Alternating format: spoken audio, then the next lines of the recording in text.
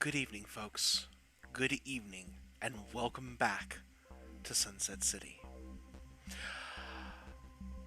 I am, as always, the Killer GM. I use he, him pronouns, but I portray a variety of people of different influences, orientations, and walks of life in this wide, wide world of ours.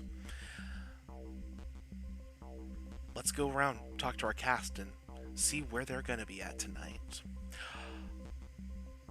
We're going to start actually from the bottom tonight. Celeste, friend, how are you doing? Who are you playing tonight?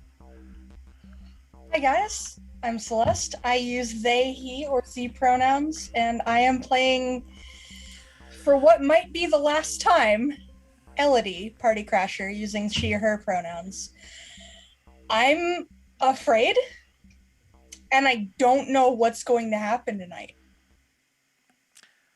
But it's been one hell of a ride. And that's really all I can ask for. Looking forward to seeing what happens tonight. Poe. I have been screaming internally for 2 weeks. Absolutely screaming. I might have been teaching. I might have been doing paperwork. Doing invoices, screaming. Um, Hi everybody, Pope here. Pope World on Twitter, Pope World on Twitch, other community streams. I get to play Arthur Bargast. Both he and I use he/him pronouns, and I have no idea what's going to happen, and I'm terribly concerned. We all are. Corey, what are you playing tonight? Hello, I'm Corey Sparks, also known as Hyperlight Sparks, and I am playing Sapphire Sirius. Both of us use he, they pronouns, and currently, I don't know. I mean, I'm doing good, but Sapphire, on the other hand, first of all, he's got his hands full with, what was his name, Camazotz, the Mayan bat god. Yup. And his girlfriend is basically staring death in the face. We'll just have to see what happens. Not death. Doom. Which could be worse, depending on the circumstances. And last but absolutely not the least, Wally, how you doing, friend? Man, look, it's gonna be a night tonight, so prepare yourself, y'all, because that's the best way to describe what's gonna happen today. What's up, y'all? I'm Wally. He, him pronouns. You know me. You see me on this show plenty of times before. You all these people plenty of times. You know us. You know why you're here. You're here to see all of us bring some emotions to your faces. So, whew. We're here for it. And as people have been saying this whole time, they've heard me screaming externally all week about this. And I'm the one who put this shit together. I don't know what's gonna happen. None of us do. But that's why we're here. We're gonna play this story out.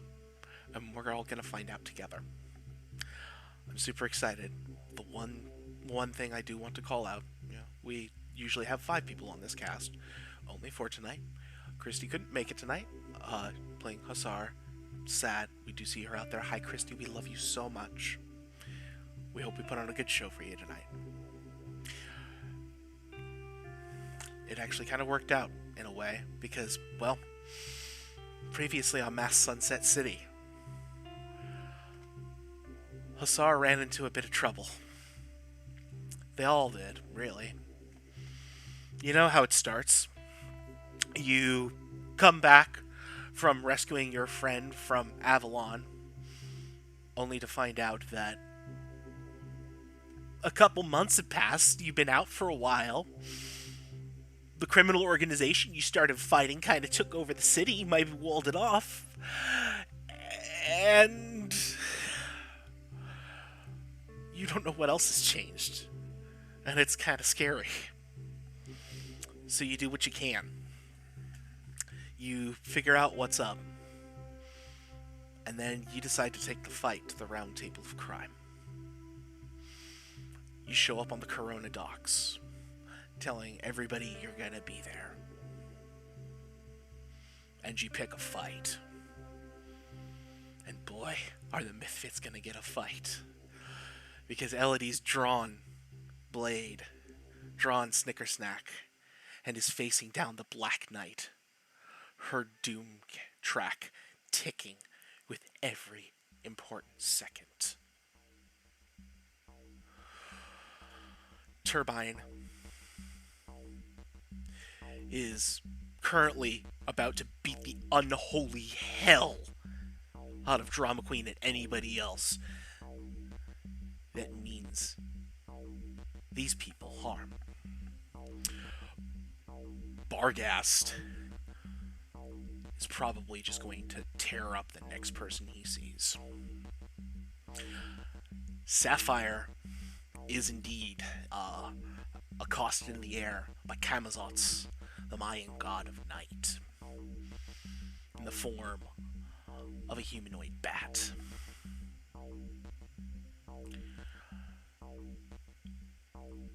and we are here to catch it all for you folks. Because guess what?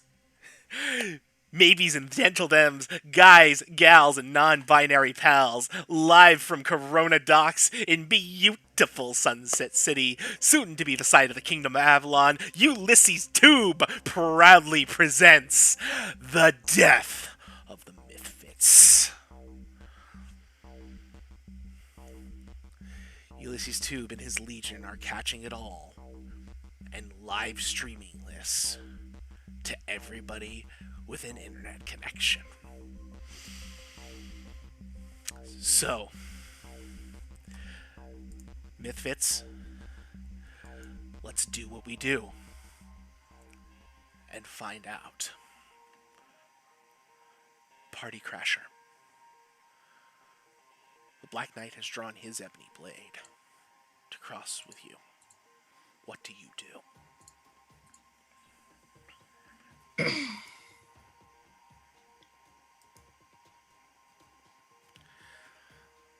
I would like to pierce his mask.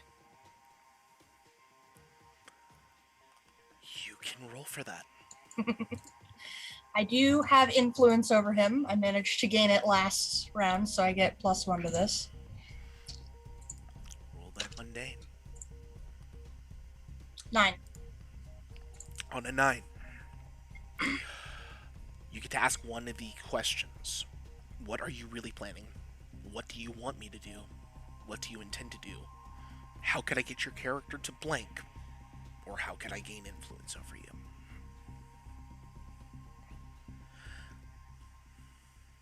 What are you really planning?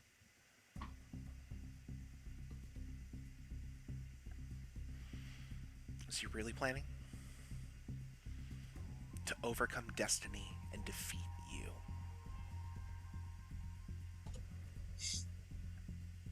It's not gonna happen, you know.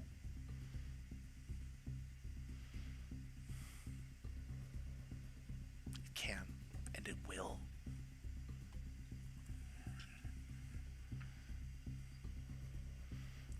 And he launches forward.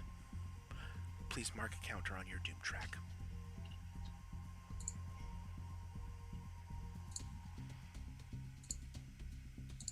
I'm taking another doom sign. Very well. Barghast, what are you doing right now? Right now, I'm wrapped up as a shadow around Turbine, aiding in his punches. Yeah, let's keep the theme train going. I would like to pierce Drama Queen's mask. Please roll mundane.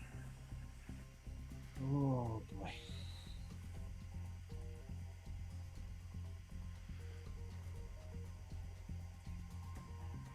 Seven. Okie dokie. You get 1. Okay.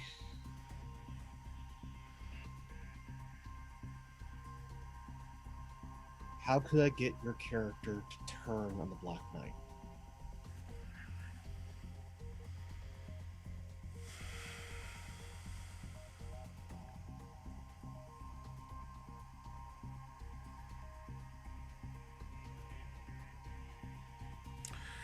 As Turbine is starting to lay into Drama Queen and she's blocking some of the blows, you see a little bit of surprise in her eyes, and you get the feeling that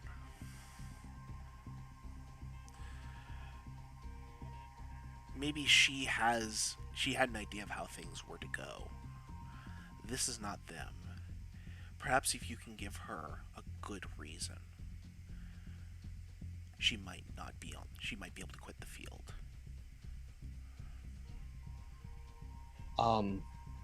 I like to see if I can do this timing, as I am just seeing Turbine just like quick jab to the gut to wind up for a huge right cross.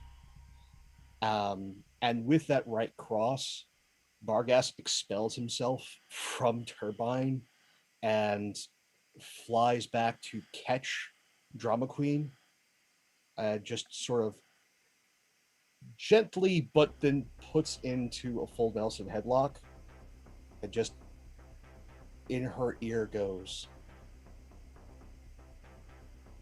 "This doesn't end the way you think. You stay loyal to him, the world goes, and you go down with it. Take your people and leave. You do that, you've got no trouble here. And I don't come for you. Not today." And I let go. Roll me a provocation on this. Okay.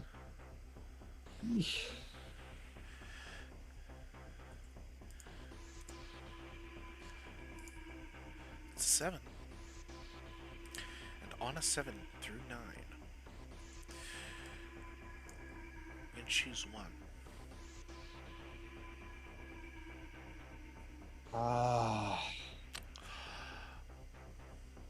I'm gonna say. Well, no, I get to choose this one. Oh yeah, you get to choose this one. Yep, I get to choose for once. Hooray!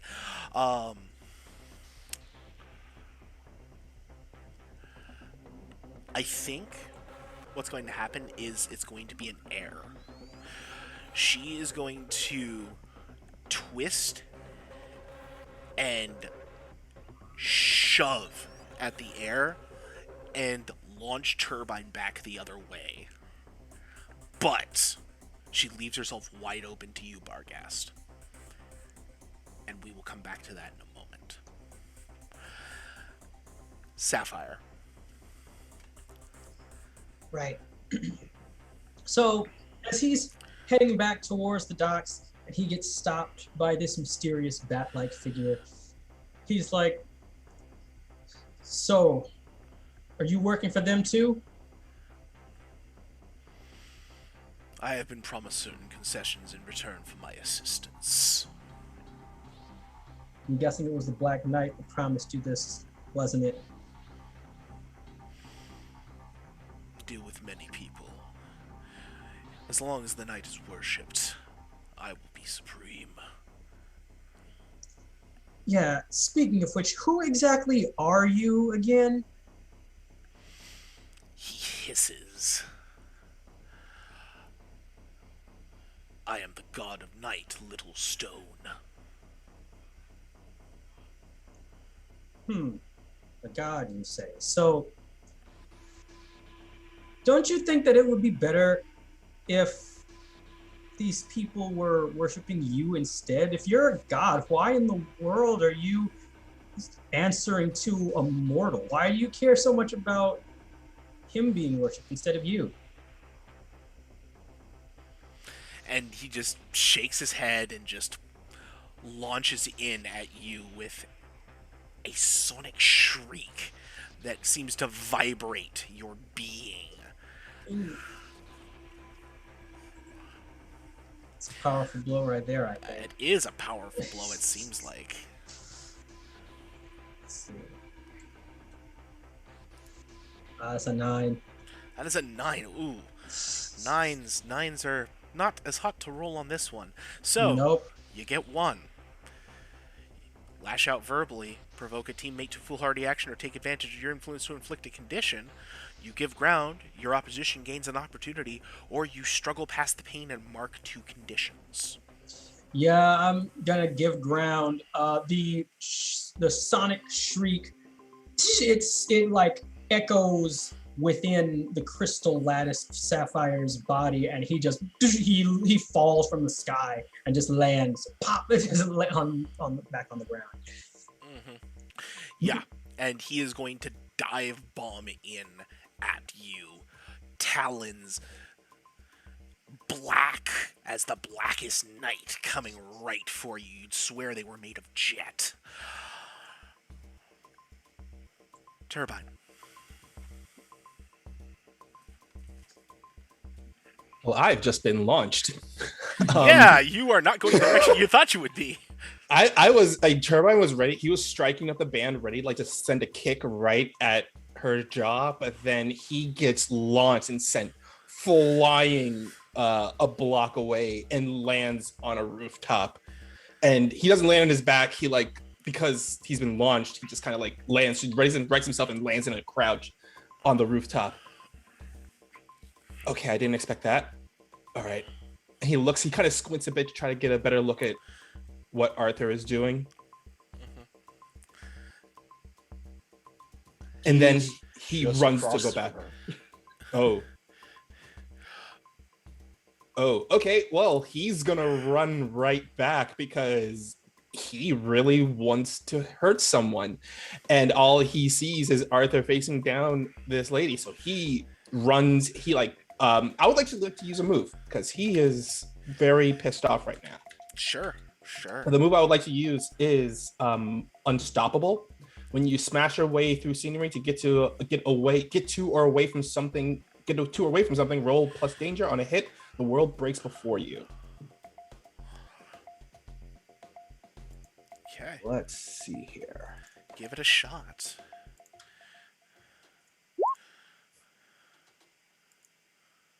I think I made it. Did I win? Did I do it? Did I do it right? That looks like you did it.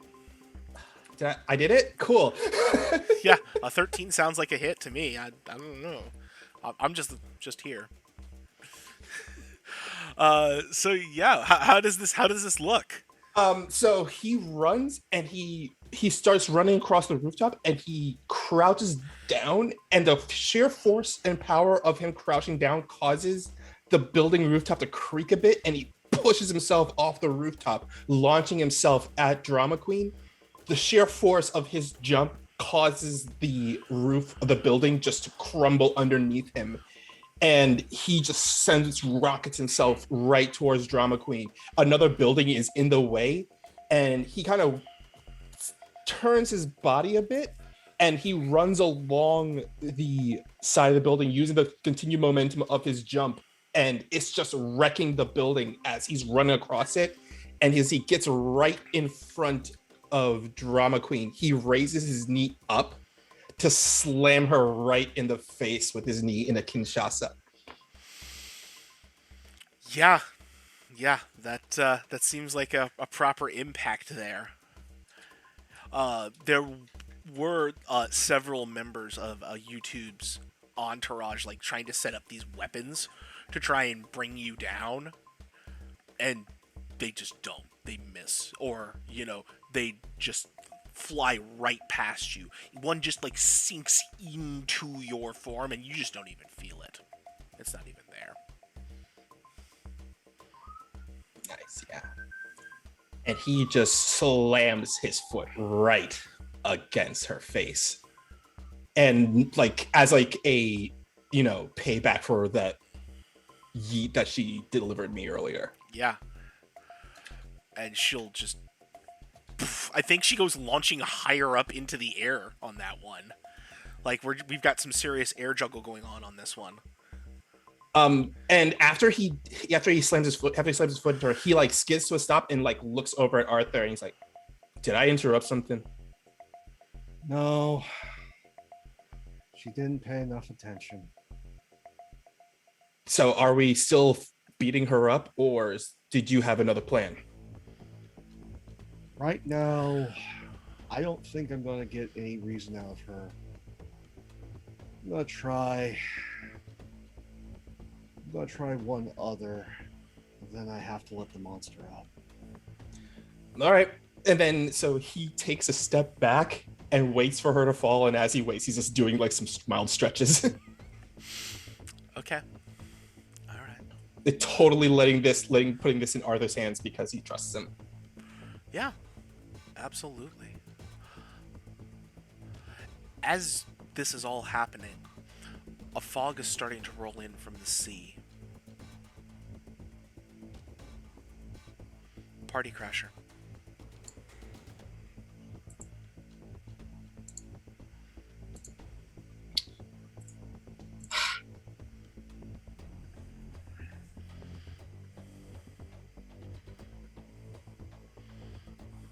I'd like to assess the situation. That is so funny. I was literally thinking, assess the situation. Go on. Okay. Okay. That's a solid hit. You get some questions. Okay. 2. Who here is most vulnerable to me? Oh, the Black Knight, 100%. Okay. Thought so.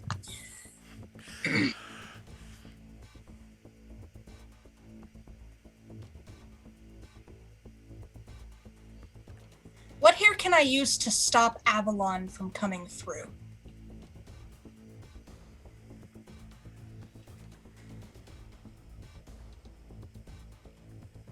Yourself. Oh.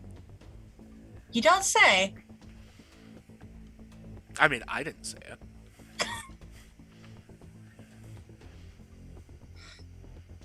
All right.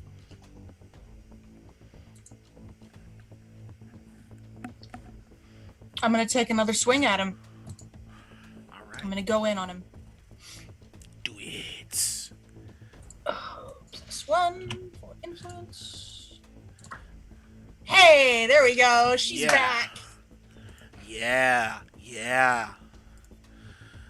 You get two on this with your trade blows. All right. I've already unhorsed him. So... Huh. Well, I'd like to resist and avoid his blows, Okay. Yeah. but I would also like to take his helmet off. Okay. So, you're trading blows. The ring of his blade upon Snicker Snack creates this weird wavelength. While multicolored sparks fly off. And then he hits Looking Glass with a double-handed strike.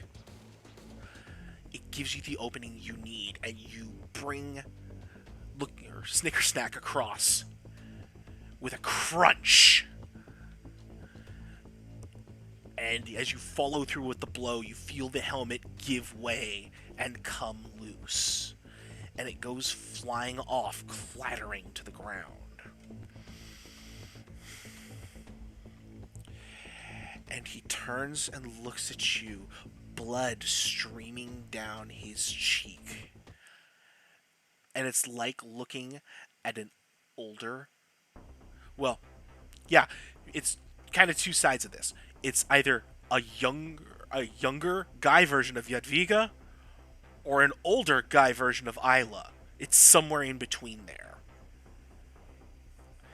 And he is looking at you with utter contempt and hatred. You abandoned your bloodline.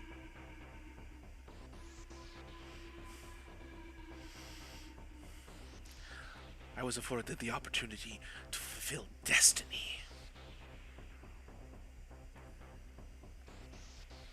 Man, fuck destiny. And that's when he knees you in the gut and shoves you into a new part of the docks. Enough to cause any particular condition, it just hurts.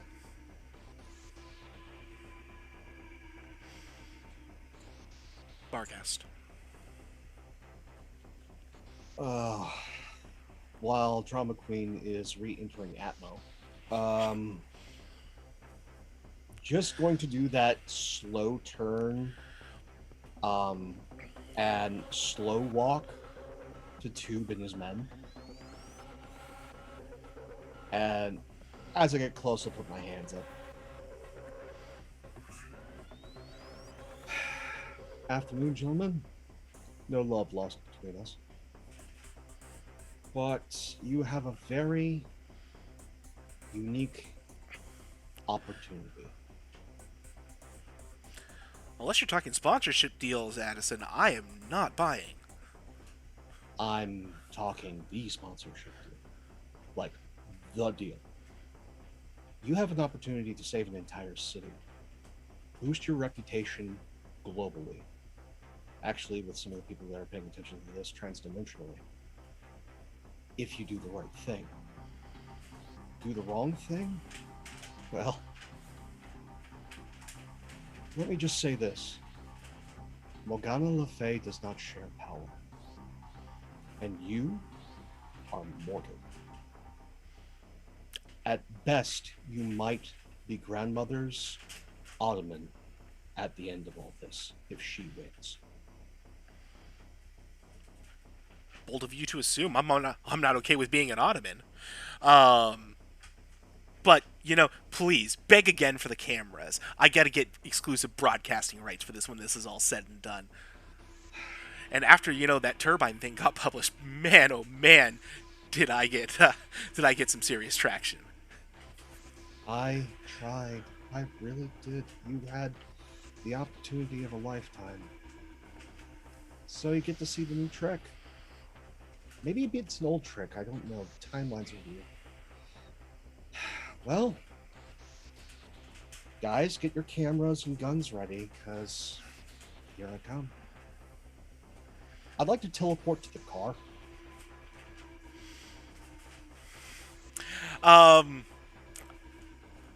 Yeah, okay, I'm gonna say this needs to be an Unleash Your Powers only because of the unique threat that's being presented here. That's fair.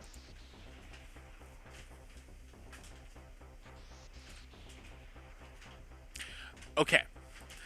So, on the 7 through 9, so you can either mark and condition, and make it happen, or it's going to be unstable or temporary in some way. I'm fine with this being unstable. Oh man, yeah, I like the idea of Arthur's in a place, and it's in a place where he's going to be all over the place when he doesn't intend to be. Yeah, no, he teleports for a moment behind Grim, and for a brief moment, Grim pulls away from that section of the docks where Party Crasher and Black Knight are fighting. And the car starts to change. It starts billowing fire instead of just mild emissions.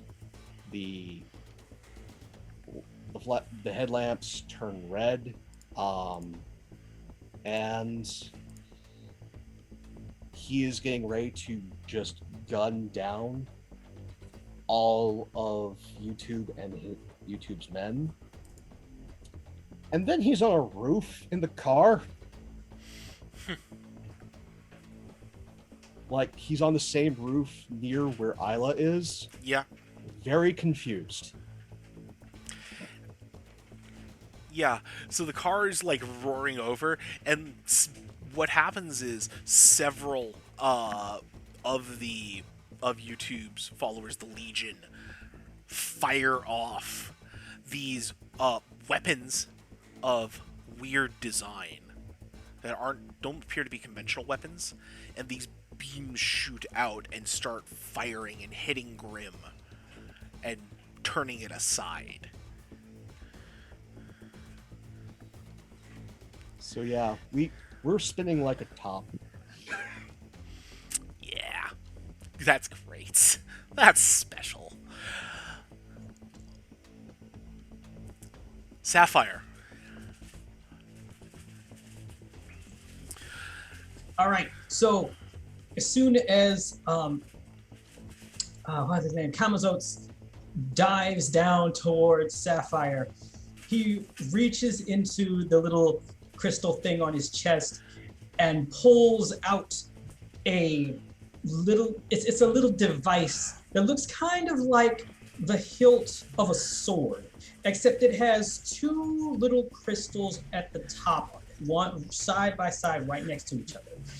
The two crystals at the top just start spinning around each other and shoot out these laser beams that go for about a couple feet until they just start wrapping around each other and turn into basically what can probably be best described as a combination of a drill and a sword made out of lasers. And it's just this spiraling double helix laser sword type thing. And he runs toward Kamazo's sword in hand, ready to strike out at him. Okay. As he's diving down towards it. All right. Go ahead and do that. Take one off of your normal roll for this, just because he's coming at you from his right. preferred method of attack. That's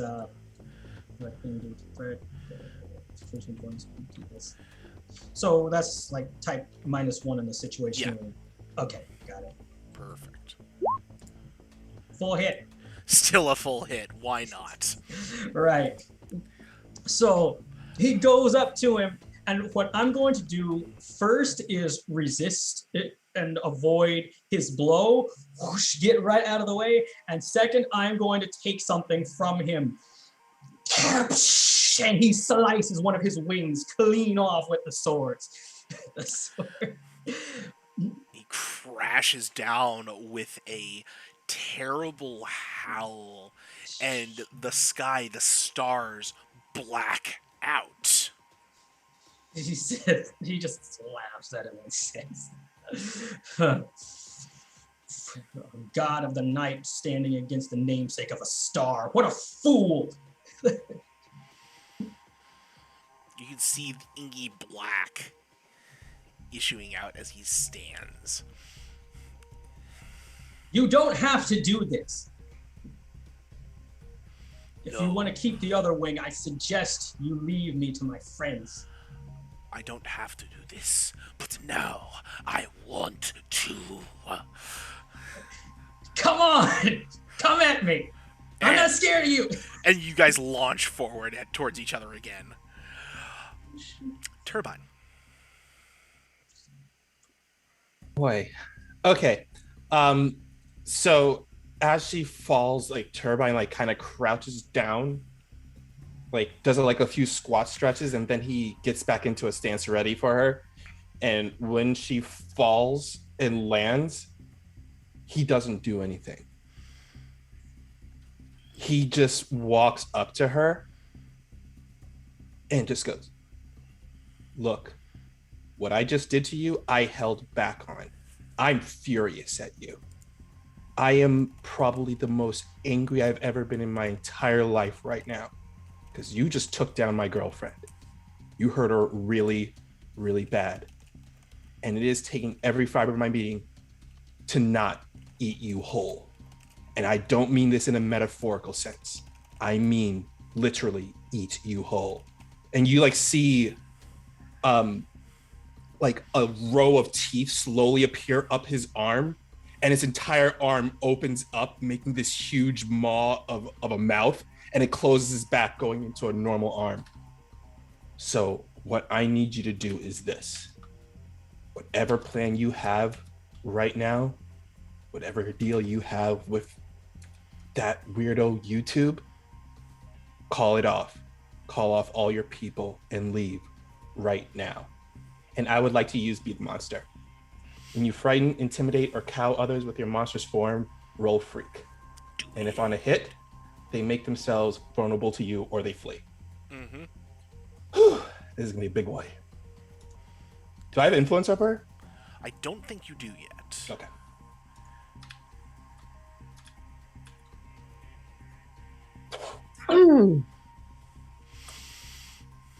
She looks up. She sees you preparing to go all the way with this. She wipes a little trickle of blood off the side of her mouth. A little bit of blood spatters onto one of your teeth. And she goes, "Scheib auf dich, du monstrous Kind." Like you see the panel, like you see Marvin's face like stoic and like straight laced, right? And the next panel is like him going, "What? What? And that's when you hear from behind you, I believe she's telling you to do something anatomically incorrect with yourself, boy. Who said that? And are you gonna turn to? Are you your Yeah, turn to look? Yeah. yeah. So what you see is you see what appears to be an old man, like pretty dang old, in a white business suit with a gleaming white blade, with a simple red jewel in the pommel.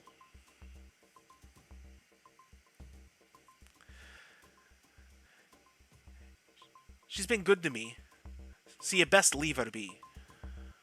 Otherwise, I'll have to introduce you to my friend here. Who the hell are you? Mordred, the king of this place.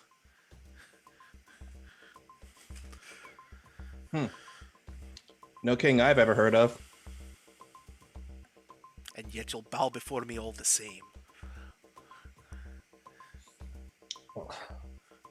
Let me tell you this. The same what I said to her applies to you. Call them all off right now. You got spirit, boy. I'll give you that. But you're just another monster to slay at the end of the day.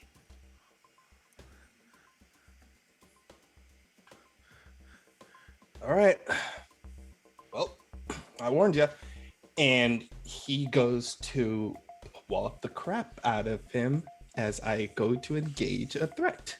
That seems about right. Yep. Let's do that really quick. Seems right about for me. And I'm, of course, as always, using in a China shop because that is what Marvin does. Yeah. Kind of a standby. One day I'm going to miss. One day.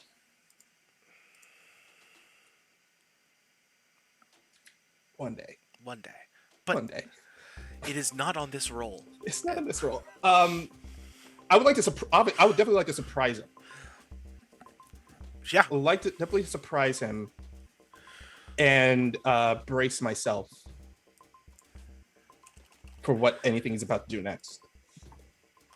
Okay. All right. So you resist, avoid blow. So you resist or avoid blows and impress Yeah. surprise. Okay. Got it. Yeah. Got it. So I imagine this is like Marvin, like going into that crouch and then just like full form leaping at him, ready to go, and he just doing your force and swings wildly, and it just slices right through, and you just right together and just collapse onto him, beating the ever-loving kiss out of Mordred. And I would like to think that because it's in a China shop, the world destroys around me. I would like to know what happens. What gets wrecked as I do this? I think you take him through the dock down to the shore below. Okay, yeah. Like you just saw like anyone who's at the dock just suddenly see Marvin grab this guy in a white suit and just slam through the dock itself, and you just hear the sound of a splash crash down below. Yeah, absolutely. That absolutely makes sense. The fog is now like right up against the docks, and those looking can see one single light in the distance.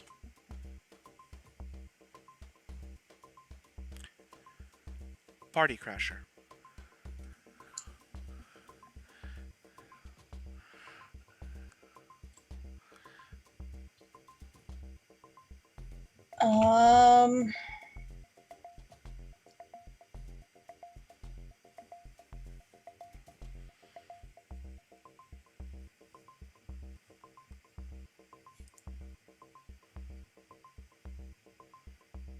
You know, you don't know her, but I'm a good friend of a cousin of yours.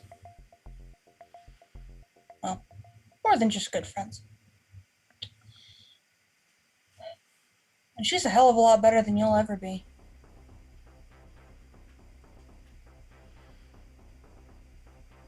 You abandoned your family, your bloodline. You abandoned an incredibly noble house and cause, and for what? For some shiny black armor and a nice, cool black sword? For some useless fucking title? To be the lapdog of a powerful fae, admittedly powerful fae, who probably treats you like garbage?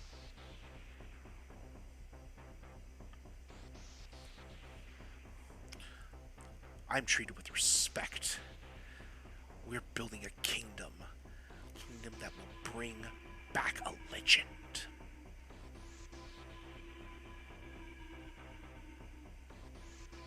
I don't know, maybe it's a generational thing, but I don't get it. Because I think what we've got right now, yeah, it's not perfect, but it's a hell of a lot better than any kingdom of legend.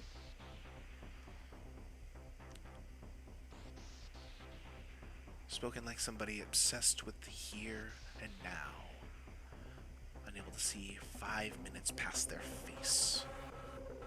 Dude, really? The here and now is all I've got. I've been living my life for the past, 6 months? Knowing that this was coming and that I was going to die. The here and now, this 5 minutes, is all I've got. So I'm gonna enjoy the hell out of it. And I charge at him.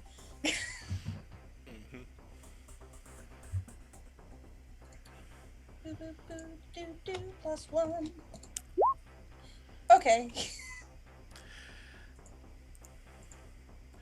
Well, that's a 9. That's 1.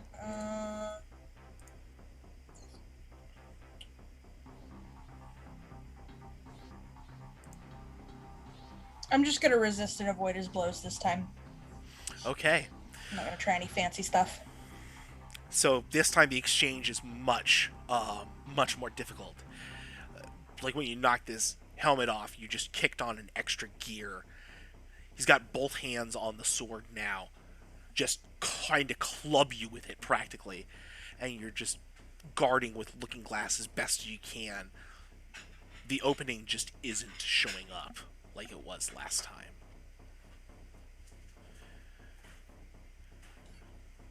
It's hard. It's only going to get harder. Please take your doom track. And if you didn't do it for last turn, please do it for that, because I forgot to save. And I gotta call these things. It's important.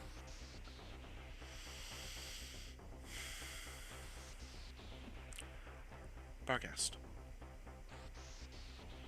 So we're spinning out. Mm-hmm. But in that moment of panic, I want to do something weird.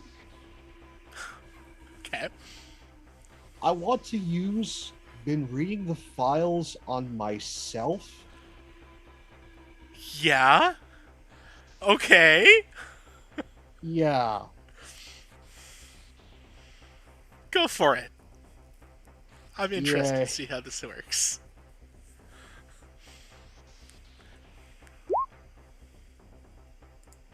I always get 1.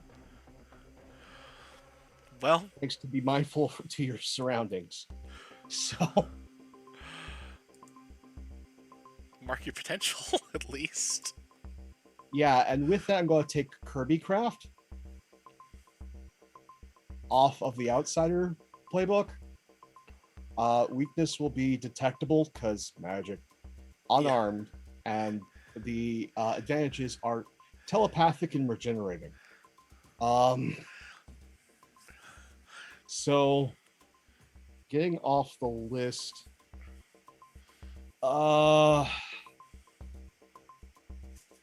Okay.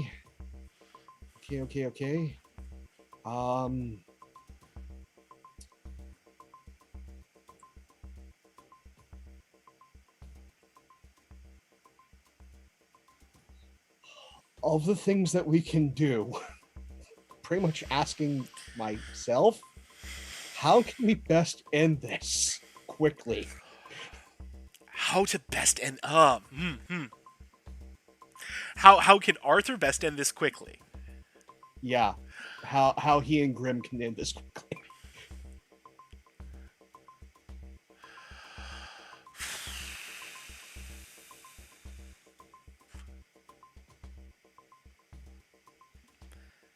Buy Elodie time. Okay.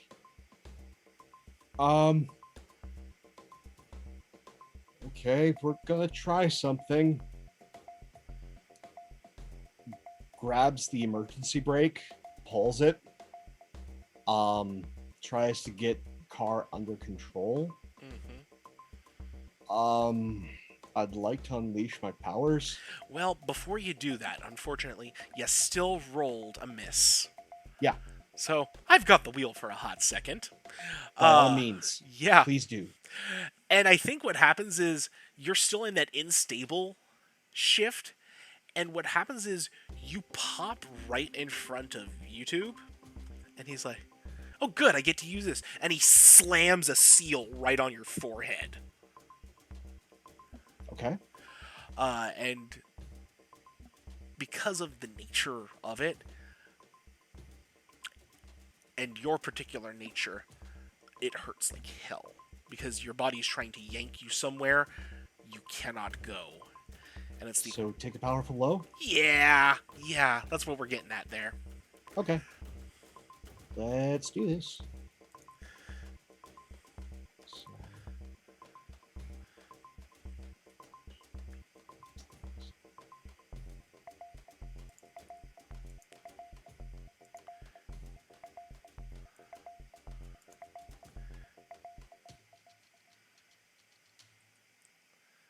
Full hit. Oof. Hit the whammy on that one. Yeah, but I think this is going to be a really bad whammy. Because we're going to take a powerful blow. Yeah. So, Matt, Yeah. tell me what happens when Barghast and Grim lose control in a terrible way.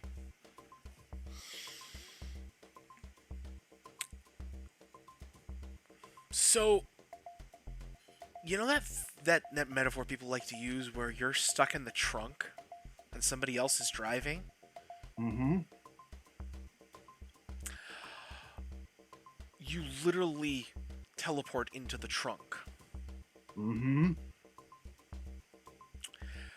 And you hear Grim's horn honking. Uh-oh. And let's see. We're gonna play our one of our favorite and oldest mini games, high, low, good, bad. We've been rolling high lately, and so far it's been bad, but I would like it to be good this time. So we're going to go with high good. High is good, he says. On a 5, a high is good. You hear the muffled screams of some of YouTube's minions. Anybody watching sees Grim's grill open up and devour a couple of them as it goes plowing through the crowd. The car has morphed from a hearse to a hearse monster truck combination. And it is monstrous in several different senses of the word. As it rolls along the docks, starting to crack and break some of the boards. Threatening to shred this thing to pieces. Sapphire. Right. So, as soon as Kamazot's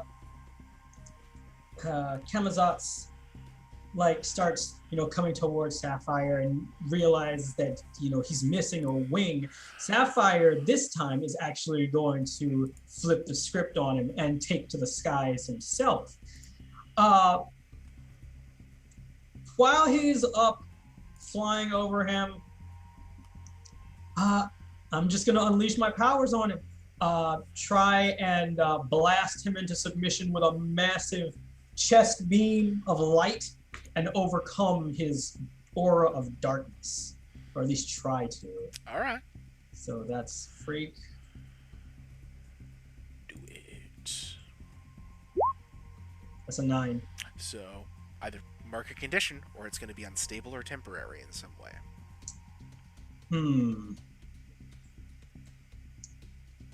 I am going to.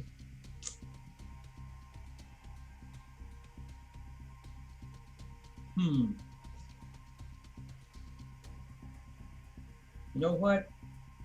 Probably gonna go with market condition, and it's probably gonna be guilty because not necessarily for this, but because he's been wasting so much time dealing with this situation, and he knows that Elodie is in so much danger and he can't do anything to go there and help her.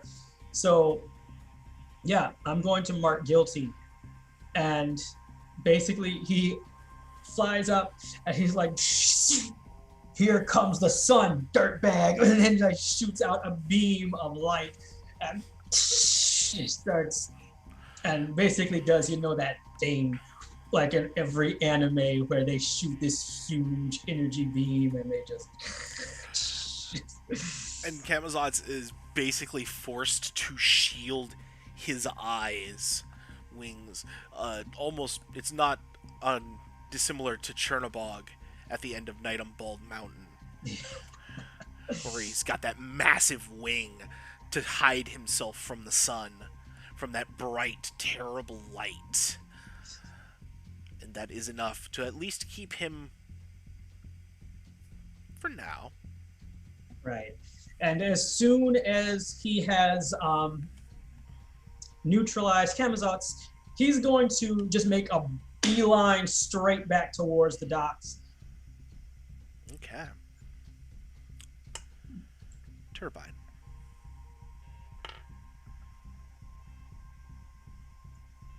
He pushes himself up out of that rubble and like shakes his head and looks around for Mordred. Mordred's stumbling to his feet, looking around for you, turns out. I would like to pierce his mask. Yeah. Yeah, you would. I would like to pierce his mask.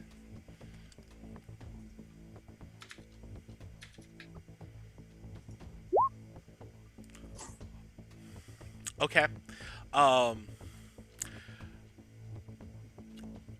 Ooh, I have full potential. Hey, that's some potential. That's great. I'll let you ask. I'll even give you an answer. Oh, But okay. you're gonna be taking some hits because while you're doing this, he's gonna be laying into you with good old Excalibur there. Okay. Oh boy, then I would like to. Oh fuck, it's Excalibur too. Oh, nut buddies. What did you think he had? I don't know.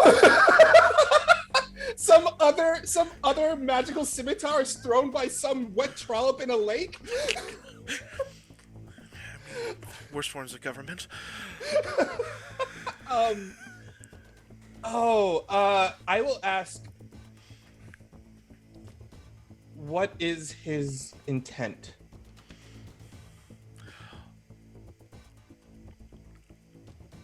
His intent?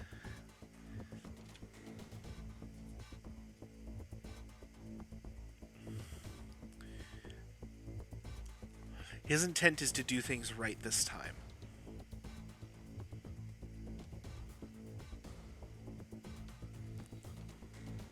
Oh. Because he's got Excalibur this time. Oh. And that's the realization that washes over you as he just lays right into you, going no niceties, no nothing, just right for your head with this blade. And I need you to take a powerful blow.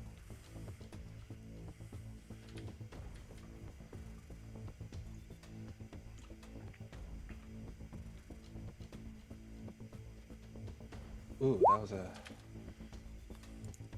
3. Ooh, that's good. That's good. Yeah. Dang it! Why? No. Mark potential. And how do you stand? How do you stand strong on this? So the sword is like aiming right for Marvin's neck, Mm-hmm. and you see like the panel. It's from Mordra's like you don't see you just like the last panel you see is Mordra just swinging the blade at Marvin. You don't see Marvin yet, and you just hear the loud clang sound effect of like this blade struck something. It struck something hard, probably bone. And as the panel zooms out, you see the blade of Excalibur in Marvin's neck, like deep in his neck, and like you just see it like deep in there. And then for that moment, you think the blade found purpose through his neck, and you just see the teeth biting down on the blade and forcefully trying its best to push the blade out of his neck. Aye, you're a monster. But you still die like the rest. And I want you to mark down danger and mark up freak. Okay. I can't mark down danger, but I can mark up freak. I believe that's some conditions you're taking there, sir. That is a condition I'm going to take. I am going to take insecure because so far everyone has called Marvin a monster this entire time, and now it's getting to him. It's gotta hit at some point. You Yeah. throw it enough. The light draws closer to the docks. There is attached to a form in the fog. You can't tell what it is yet. Party Crasher.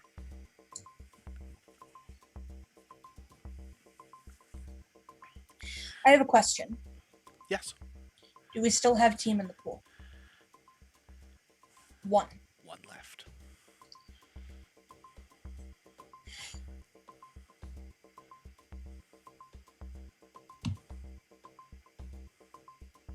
I would like to use infinite powers to use a move from another playbook. Mark up your I would doom. like to take the move from the delinquent playbook. Team, what team? And I'm going to use team selfishly as I attack him.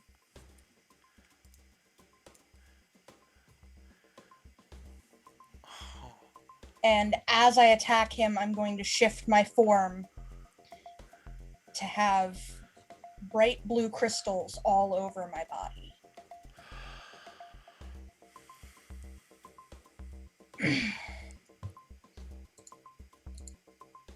I am guarded by those who care about me. What do you have? And I'm going to lay into him. Yeah. I get to mark potential for doing that. Yes, you do. That puts me over into another level. Sure does. So I've now got In a China Shop on my list of moves.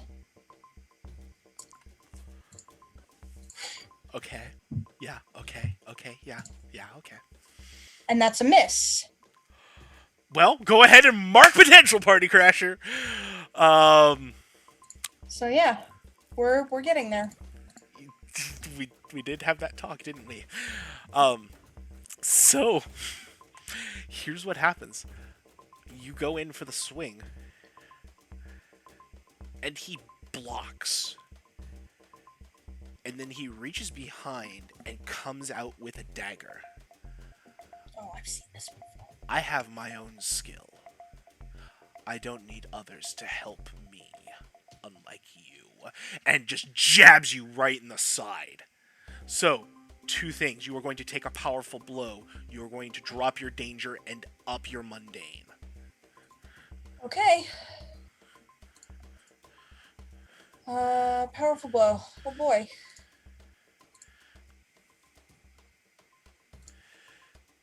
It's a 7. 7, not the worst possible thing in the world. No. I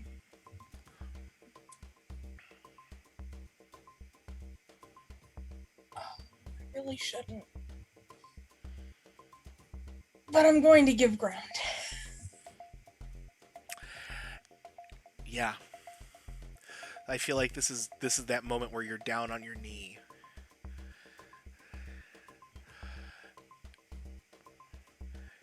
And he's looming over you. That malevolence, that utter contempt for you on his face. Yield, and you might survive this. I spit out some blood. You think I wanted to survive this? I already accepted my fate a long time ago. Maybe you should get on board. You will do nothing. You will prevent nothing. This will happen.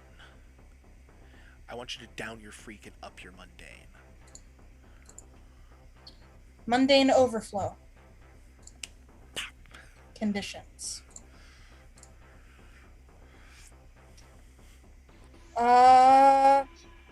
Given what I just said, I think hopeless is pretty apt. Yep. That sounds about right. And then please mark Doom on the Doom track. Potential is still leading. We've got time. There's always more time. Barguest. We cut to the interior of Grimm's now probably very cramped trunk, because monster trucks aren't known for being roomy. So he's confined and muttering to himself, I don't have the old tricks. I don't have the old tricks. What can we do? What can we do? What can we do? God, buy our time. I'm not in control. I'm not in control. Fuck. Okay. I'm not a child of chaos anymore. Who am I a child of? Who can I reach out to? Who do I got? I got a dial in my back pocket. I'm deaf. Okay. So, I'm deaf. I'm conclusion. How do we buy her time? Okay, let's do something stupid. I want to unleash my powers. I would like to phase Grimm and myself. So Grimm's not going to be on a rampage in this dimension. We're going to be a little out of phase and try and aim this very hungry caterpillar towards that fight.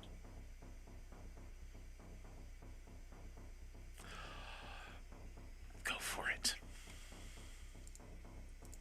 I'm in Grimm, so I actually get a bonus to unleash my powers. Here goes nothing.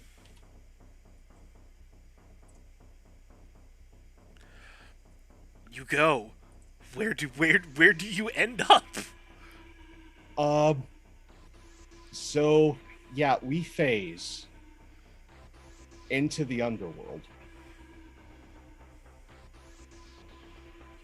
Into the local area of the dead, as this doom buggy is rampaging its way through the underworld. And I'm just like, only because of the rings do I have even an inkling where everybody is. And I kind of want to have this moment, because we're not going to do this right now because we don't have time, because it's crossing through the local underworld. Everything's gray and very 80s. And then we get to this one point where we're nearing the docks, but I think even Sapphire's light, there's this dull blue glow in the underworld up high, and the car goes from going this way to this way, and almost like Jaws getting ready to breach is where we cut away. Sapphire!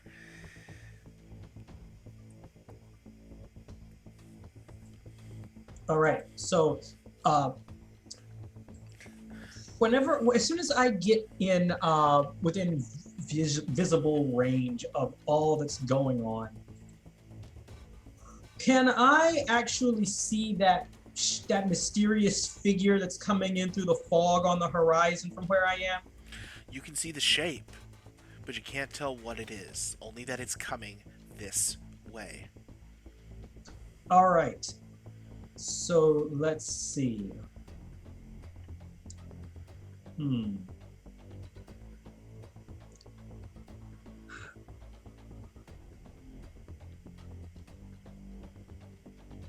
know what? I think that what I'm probably going to do is I am just going to go straight for the figure in the fog. Just dash straight towards that, whatever it is. I need you to roll to unleash your powers. Yeah, I'm gonna use my powers.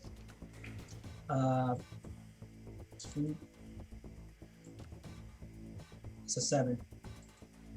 So you can either mark a condition to make it work, or it's going to be unstable or temporary. It's probably gonna be unstable or temporary because. Getting a little heavy on the old conditions there, are we? Yeah. Yeah. Just a little. Just a touch. Yeah, you go zooming out towards the boat. Now that as you get closer, you can see that it is indeed a boat, a small ship. But the fog's trying to close around you as it happens. You can keep going, but if you do that, you may not be able to come back.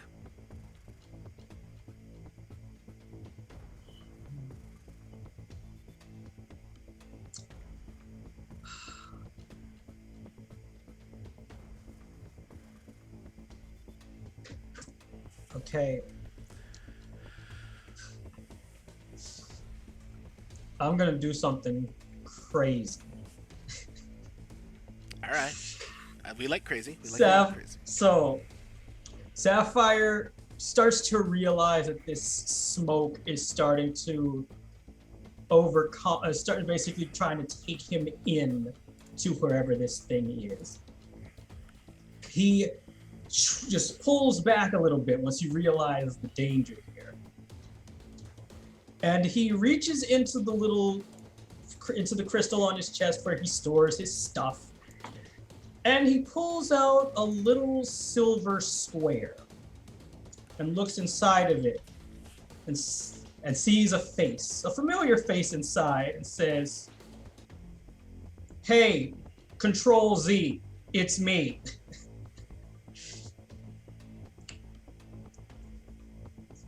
I know we have our differences, but right now, we're in a situation where this entire city is going to be destroyed. How about you do one good thing in your life and help us out here? Because this entire city could really use it. And I am going to, what is that? Is that a provoke or a, what? I don't know what that would be. I'll take a provoke off of that. Yeah, sounds like it would be a provoke. It's as close as we're gonna get. Yeah. 11 full hit. Okay. The picture is unresponsive. He can't move. You trapped him in there. Right. So, but he I guess he could sort of like, well, then again, considering this is probably the only way you'll get your freedom, you don't really have much of a choice, do you? Anyway, check this out. And so he like throws the square onto wherever it'll land onto the boat. And as soon as it lands on the boat, it lets out a light and unleashes Control Z onto the boat. Control Z pops out and is immediately taken down by a shadowy figure who just wham cold cocks him and stands on top of him and is standing at the prow of this boat headed towards the docks. Ooh. Okay. In that case, so Sapphire, if I can, I'm gonna unleash my powers and try to wreck this ship. Just start shooting laser beams at it. Okay. Sure.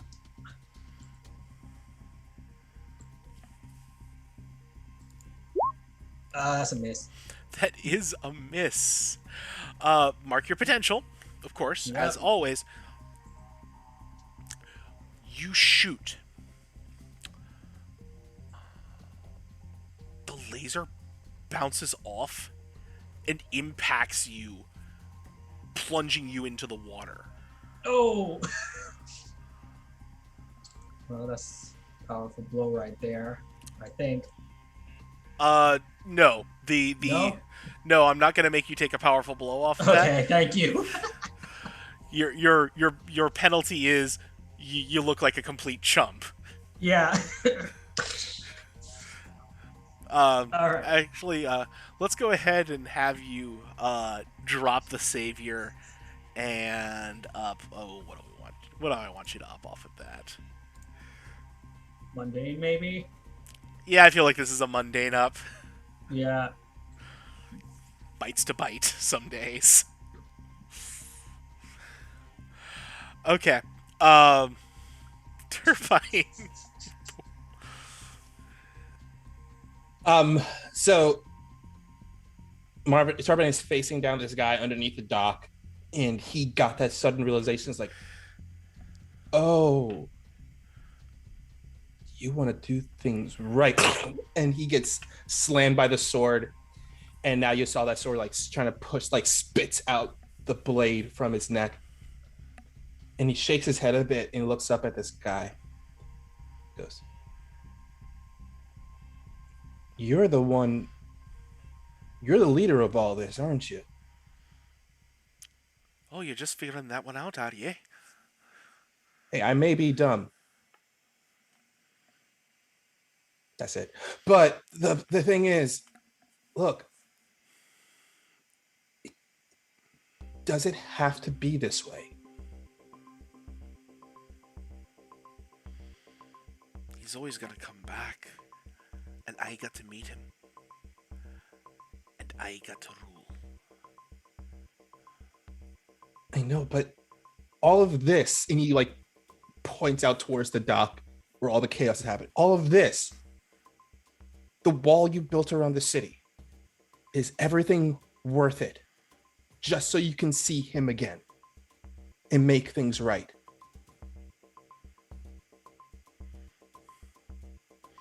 If it means it can end, it'll be worth it. But all this death and destruction. And how many times has it happened again? The terrible dance over the centuries again and again and again. But that's it. That You have to break this cycle. The only way to break this cycle is by doing nothing. Laddie, I can. You think I hadn't tried? Why do you think they had to bring me back like this?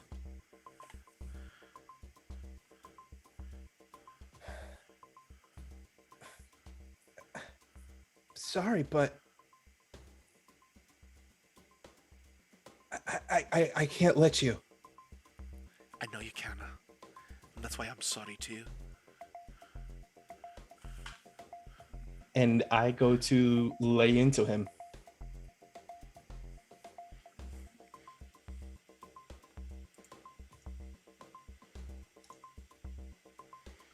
That's just a regular full hit. That is. Yeah.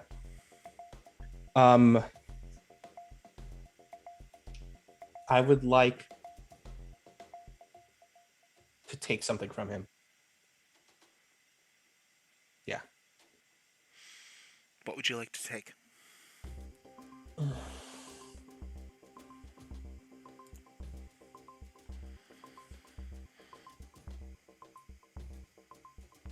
I would like to take Excalibur from him. What else would you like to do? You get to. And I would like to give my allies ground. Great opportunity. And I would like to create the opportunity by throwing Excalibur at Party Crasher's feet. Yeah, that's what I figured. So, here's how this works. Because there's always a cost to these things. As you go to lay into him, he's waiting for you this time. And he shoves the blade up towards your midsection, hoping to find your heart.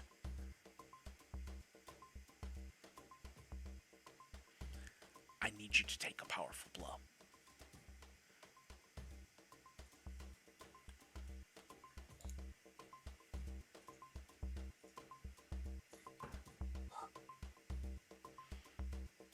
How do you weather this hit, Marvin?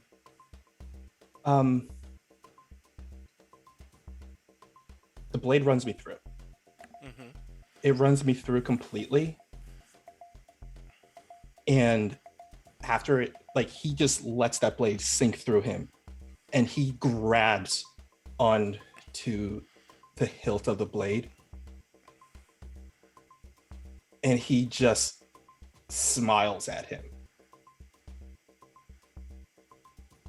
Hey, look, I get it. You feel like this is the only way to do it. Like, it feels like it's your destiny to face this guy all the time and lose. But guess what? To quote a good person that means a lot to me, fuck destiny. And he throws the Excalibur. He just rips the Excalibur out of his chest. And as he's ripping out, he goes to slam the pommel into his chin. If I might add a little bit of editorial license here, the way I see it is not so much that you rip it out, so much as he passes it through himself. Yeah. And, like, just basically vomits it up hilt first. Yeah. Like, he just ejects it out of his body as he tells them just to fuck destiny. Yeah. And it just slams. Part of the pommel, the crossguard, catches Mordred on the chin, and he stumbles back. Just, ugh! The hilt flies up. You see the blade exit the mouth, and it shoots up through the floorboards. I yell at the top of my lungs, Party Crasher! 11 o'clock! And Marvin's the only one that can see this, because he's the only one who's outside. He can see that boat now. The form in the fog getting closer. Sailing towards the docks.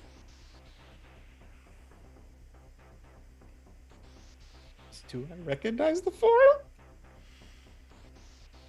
How familiar are you with ancient British ships? Well, Wally is, but Marvin can't tell the difference between a dinghy and a ship. So, Excellent. Yeah. So, it's a ship. It's a boat. I just see this thing of like this big looming ship rolling in, and Marvin's like, Well, it's not big. It's just off in the distance. Yeah, he just nods. He goes, and he looks at the panel at the read. He's like, I have no idea what that is. Just foregoes it. That's awesome. Party Crasher, you are on the ground. The knight is pressing the advantage, and all of a sudden, smash up through the floor, a shining white blade. I don't even hesitate. I just take the hilt. And I've got both Snickersnack and Excalibur. The two, like, there's a thrum, a pulse through your body as you grab both of these. You cannot cross the two.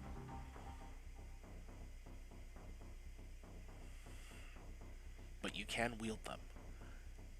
It's going to cost, though.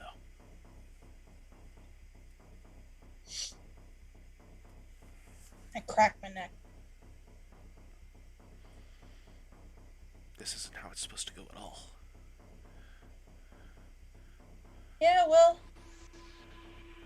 I'm a teenager. We don't do things the way we're supposed to. And in I go.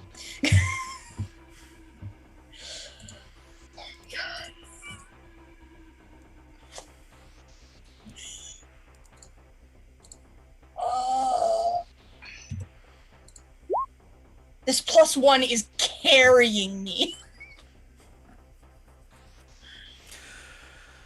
You were so lucky. Yeah. Okay. Does he have a shield or is it just a sword? It's just the sword and dagger. Okay, I'm gonna take the dagger. I'm gonna take the dagger from him. I mean, I would say he's probably already kind of frightened, maybe. But, you know, the fact that I can wield them both probably really has him, like, freaking out a little bit. You see that recognition of, oh no. Like, not even just, oh no, it's, oh my god, no. You can tell he's seen this before. Okay. Okay. But that just makes him all the more ferocious on the counterattack. I need you to take a powerful blow. Yeah. Yeah.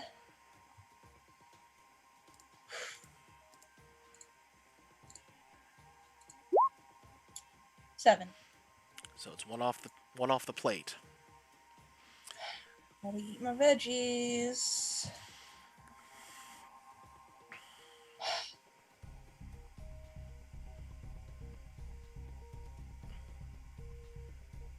I am giving ground.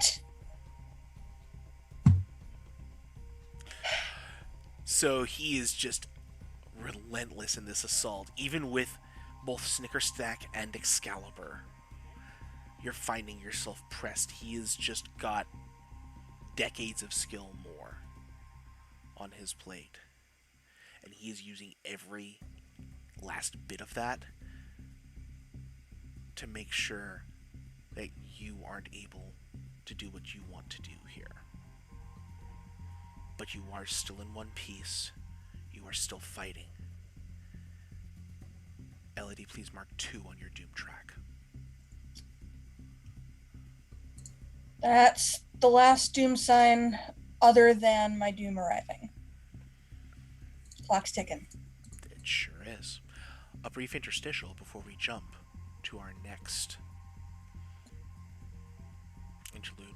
Drama Queen crawls towards the warehouse where the Black Knight and Party Crasher are fighting.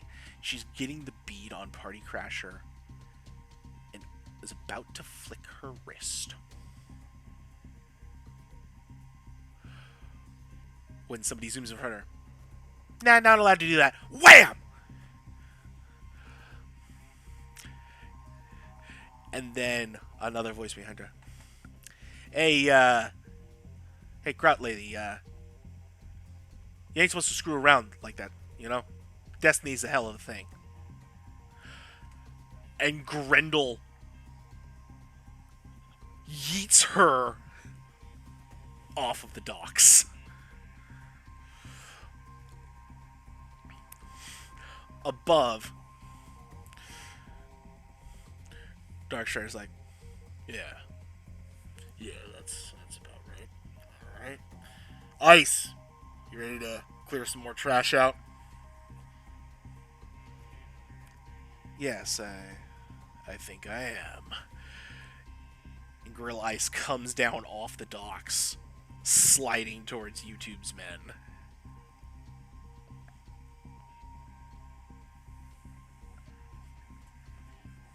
As we see the appearance of a group known only to themselves for now as the Reckoners.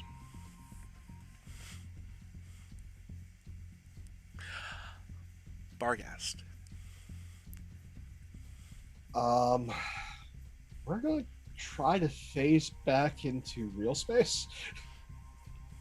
And we're going to try and do it in a way that is going to cause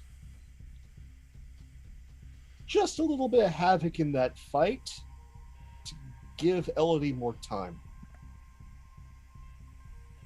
So, let's see what happens.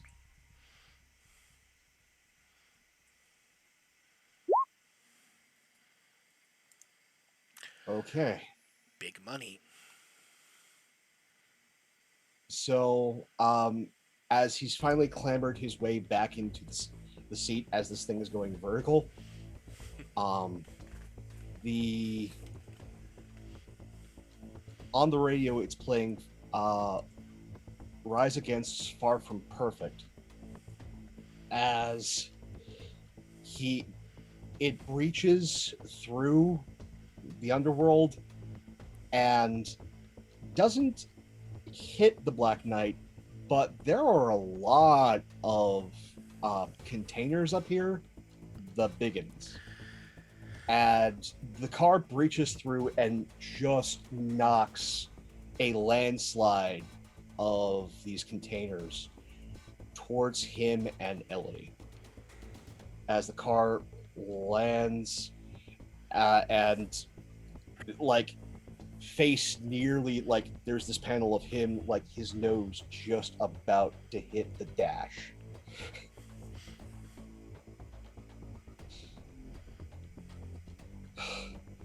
And that's it. Yeah. Sapphire, you are currently flailing in the waters. In the mists. Right. And in doing so, can I actually get a better view of what's on the boat from where I am? Yes. It's not a very large boat, not much bigger than, a pleasure craft, essentially. Right. It is manned by a very small crew of robed figures. There is one man on the prow of the ship, currently standing on top of Control C's unconscious body. Now, what kind of ship is it? Is it like a more modern type ship, or is it like an old style, yeah. Right. Like, technically, this is the kind of ship that shouldn't be sailing away from coasts. Right. Got like sails and everything. So what I'm going to do at this point is I'm going to use some of Sapphire's famous alien tech. Again, he reaches once again into the storage and pulls out what looks like Jadviga's alarm clock, but it's got a bunch of weird stuff hooked into it. And he throws it at the ship, and it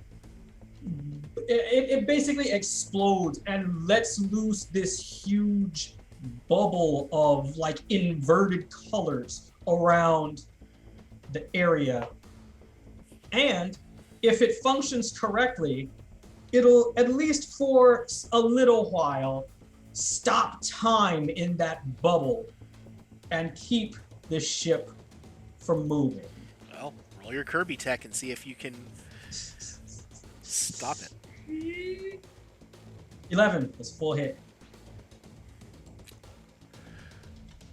So we have our nice little, like, there is no other way to describe it. It is the world's effect Yes. as time It's all stops. So when you roll a plus 10, it works exceptionally well, and or you get an additional use out of it. So do you want it to work exceptionally well, or do you want to have another one on hand? I'm going to have another one on hand. Okay. That's it. Right. So it stops for a while. And while that ship has stopped, that is when... Okay, question. When the shadowy figure got Control Z... Oh, no, that's a better one. The fog that's around the ship. Is it still in the bubble, the fog itself, or is the ship like out of the fog? Your ship has not emerged from the fog yet. All right, so I'm gonna leave the ship there for now. Mm-hmm. Sapphire is going to fly out of the water towards where Turbine and Elodie are. Okay.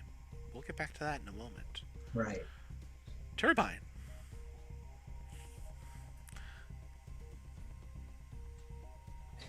Heh. Ho, ho, ho. She's got your sword now.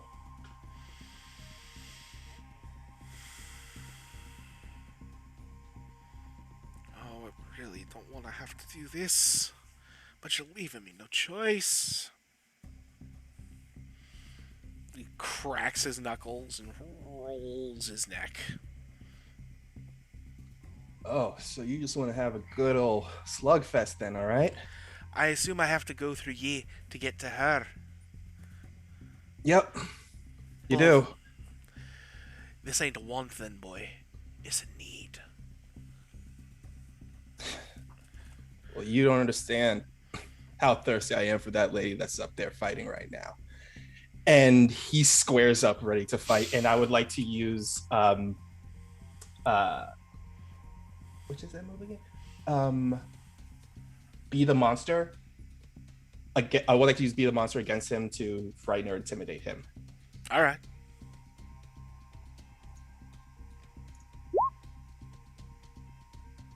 Oh. So either has to make himself vulnerable or back down. Mm-hmm.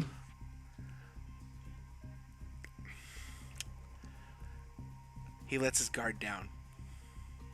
And as soon as he lets his guard down, he runs in like he's about to throw a punch, but he stops last moment and headbutts the crap out of him.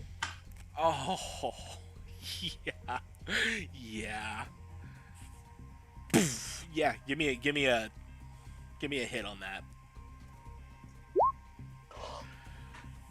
Oh, we absolutely got a full blown Superman pow out of that. Oh my gosh! As Turbine headbutts Mordred and plants him like a railroad spike. What's your poison on this one? So you just see the way this panel is set up. You see him about to run in, like throwing a punch. You see Mordred about to counter the punch, but then at that last moment, you just see Mordred blinks because Marvin just stopped dead in his tracks, and Marvin's like, "Gotcha," and bam, headbutts him as hard as he can, right on the top of his head, planting him down into the ground. And it is a loud headbutt, like it is one of those shockwave style headbutts that just rings out from underneath that dock up above onto the dock where everyone is at. Yeah, everybody lurches as the dock like buckles a bit. Like one more shot like that, and we don't have a Corona. We're gonna need a new Corona dock.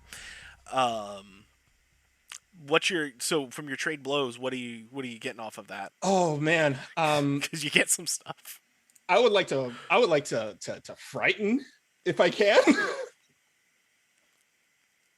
Like surprise, frighten, or something from him. Yeah, Mordred can be frightened. Absolutely. I would like to take something from him. His consciousness? Is that count? I mean, you can take it from him temporarily. I'll at least give you that.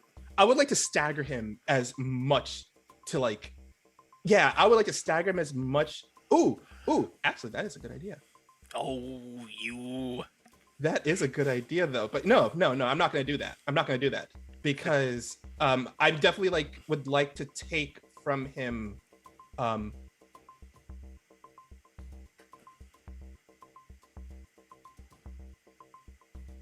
I would like to take away his orientation. Okay. Yeah. I'd do that. Like, I would just like to knock him doofy. Like, he isn't knocked out, but he is just seeing stars. Yeah. Mm-hmm. He is loopy right now. Yeah. Yeah, that's what I do. Yeah. He's pretty much if he was still on his feet and not 2 feet in the sand, he would be literally knocked out on his feet. Yeah. And after that, I step back.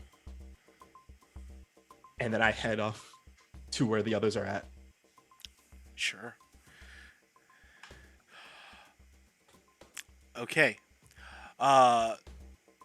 So, Party Crasher, let's get you real quick. Yeah, okay. I feel like there's not much for me to do but just keep fighting. At this point, I've exhausted my tricks. I've exhausted my investigative moves. I'm just fighting at this point. This is just a fucking slugfest.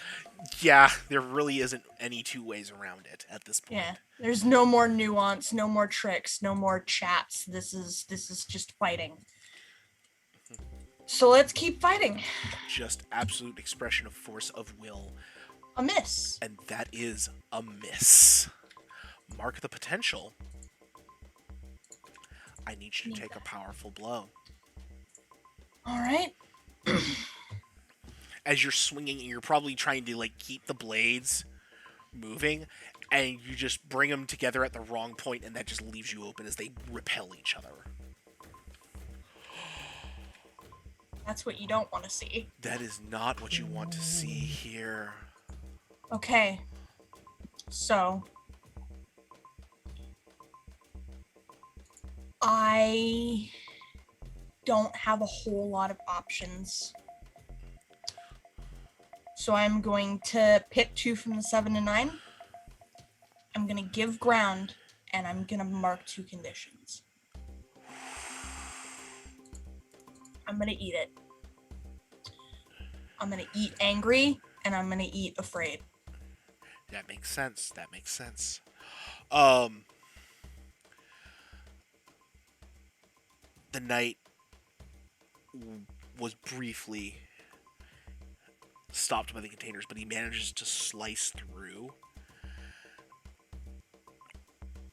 and you tumble through the floor that has just been absolutely mangled by this fighting, and drop down to the beach below. And he just looks down, shakes his head, and drops after you, blade first, coming right at you.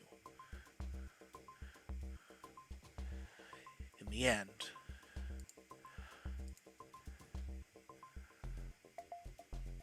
I was always going to win.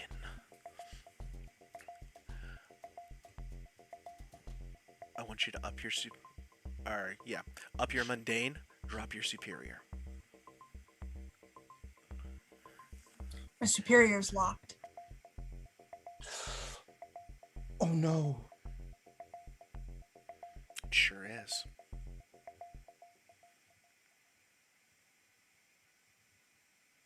Unless you can always resist. Don't forget. I'm going to. I'm going to. Okay.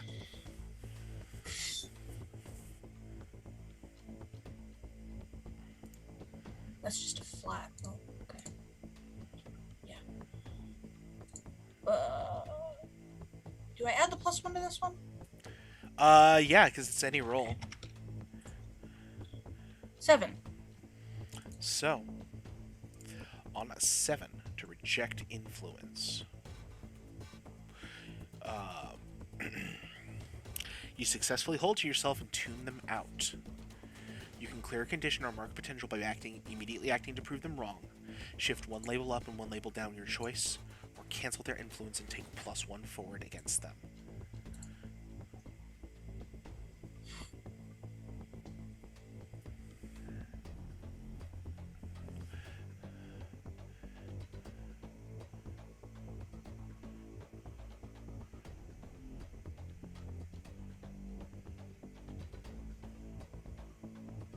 Okay. You said he was trying to drop my superior? Yes.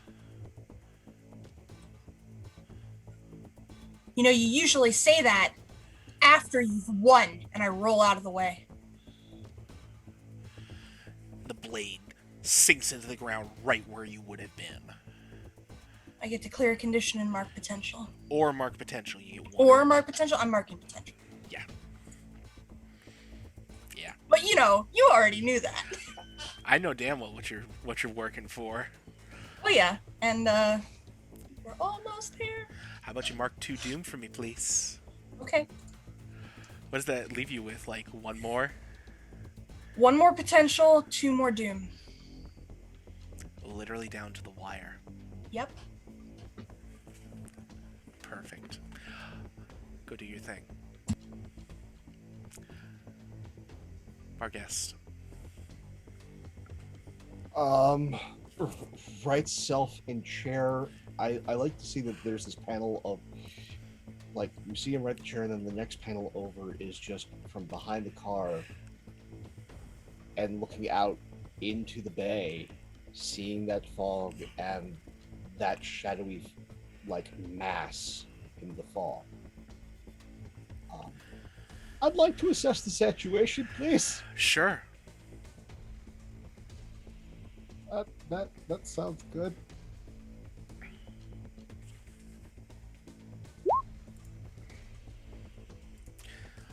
Well, you get some questions. Yeah, I get 3. Yay for being mindful of your surroundings. Okay. So, what here's the biggest threat?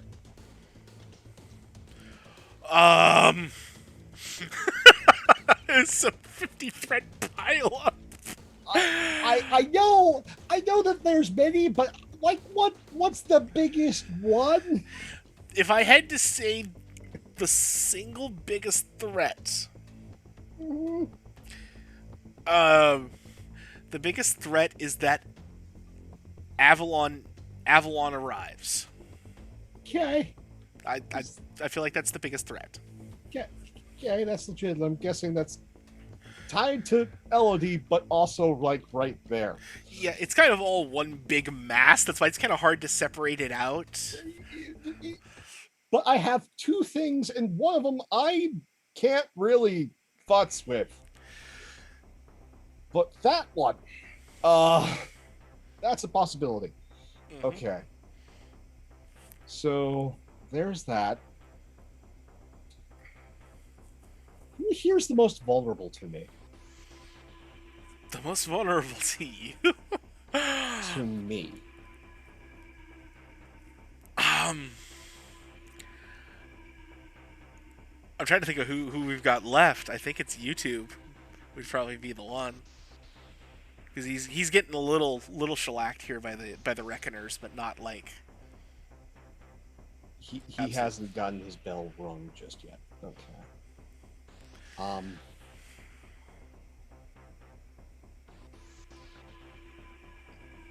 What here can I use to get YouTube on that boat?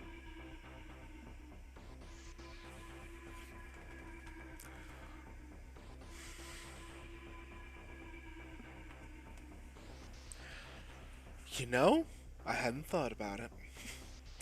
Um, I think Grim would be a good method of conveyance. What about you? Beep beep.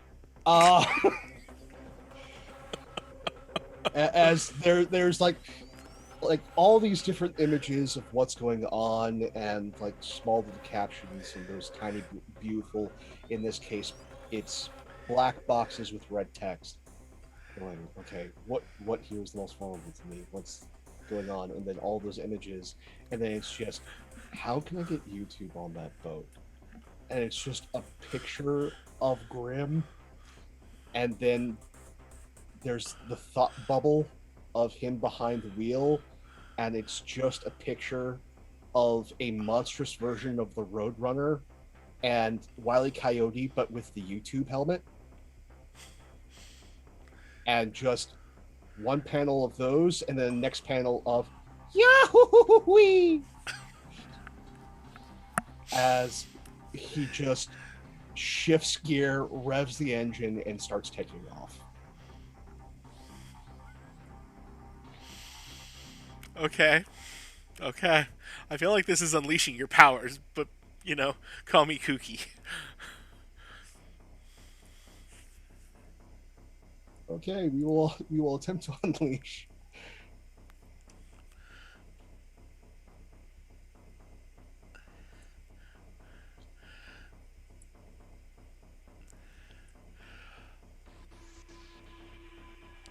All right. I will take, in this case, a condition, because he's getting on the boat. I'm going to say angry at this moment, because I'm feeling awfully angry. That also fair. Also very fair. So we finally cut to, like, the car has reverted back down. Mm-hmm. Pulls around the corner, seeing this giant fight with the Reckoners. Like, part of brain goes, we need to pay attention to what's going on. Shut up, hit YouTube.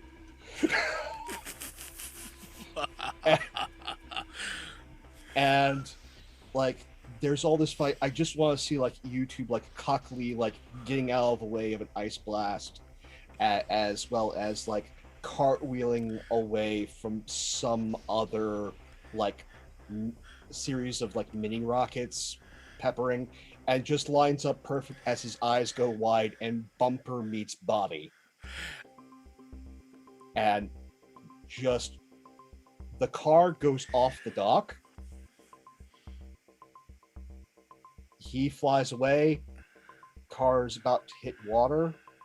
Car phases. And I'm not in Kansas anymore. And that's where we'll cut away. And it's become a speedboat. Grim boat.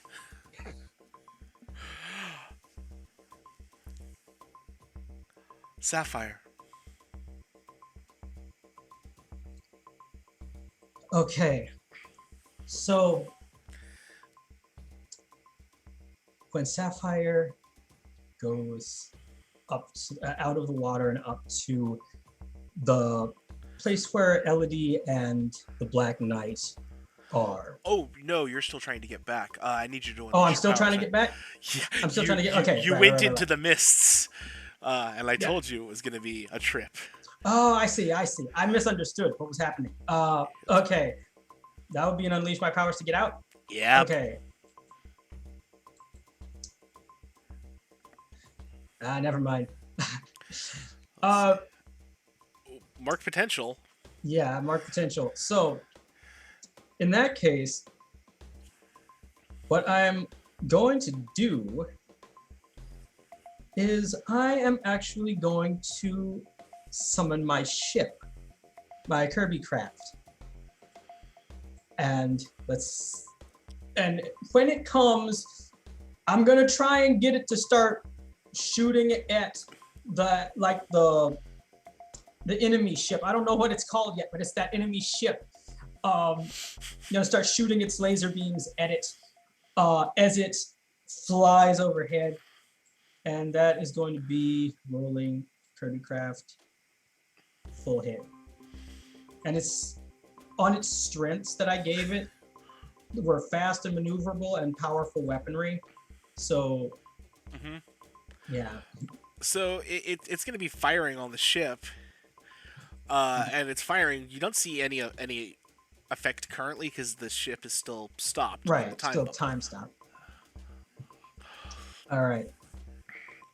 But you've got your ship here now, and that's when you hear. Ah!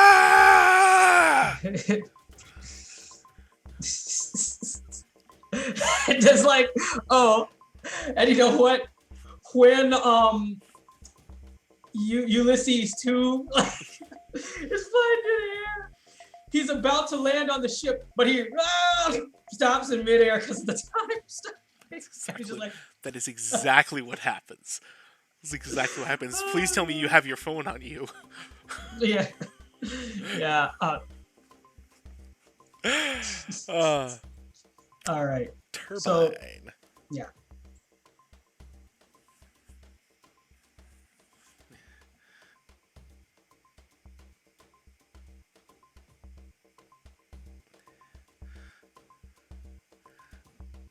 So Marvin is gonna be walking away from this. He's walking back towards the dock, then he stops and looks back at Mordred. Like he keeps on walking back to where going up the path to where the dock's at, and he stops.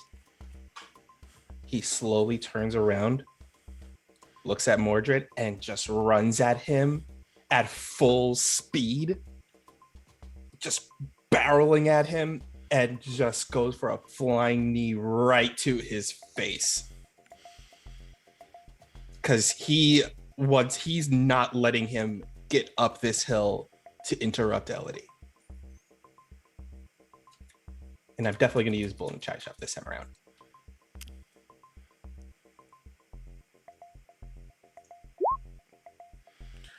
All right. I mean, I still get 2 because Bull in a China shop. Yeah. But things get more wrecked around me. I would like to have him I would like to either impress, surprise, or frighten the opposition, or I would like to resist or avoid their blows. Okay.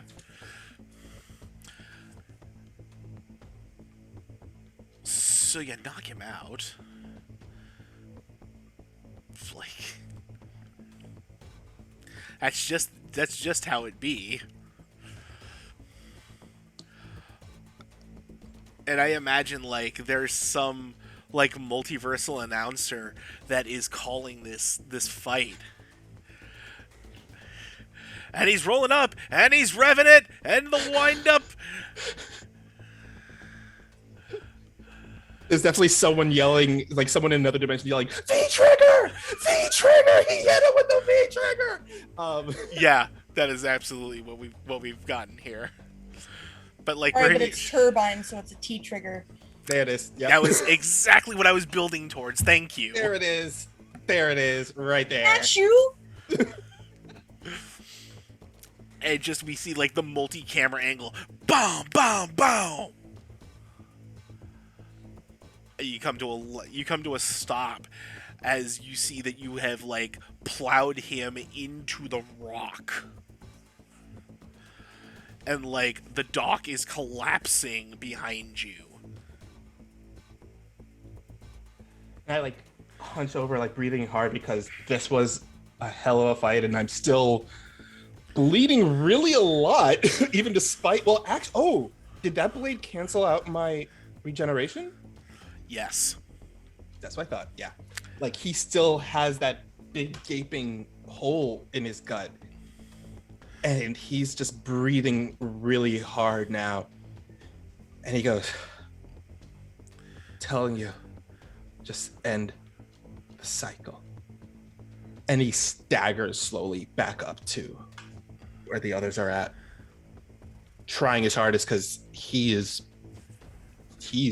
beaten and bruised right now. Yup.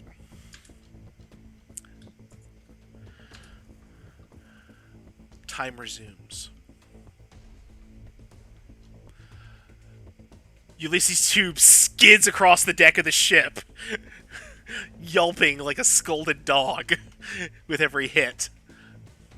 The ship erupts into flames as several high-powered weapons slam into the hull. The figure turns and whirls, assessing the situation,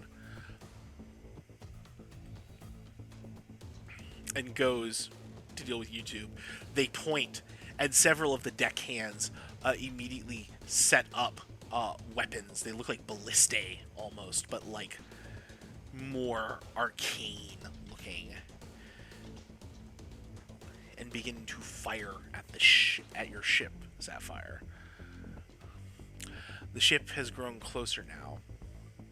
You all can see this. You see Sapphire's ship like ready to perform another strafe run as this ship of war is now ever so close to the docks. Party Crasher. Collapse the waveform.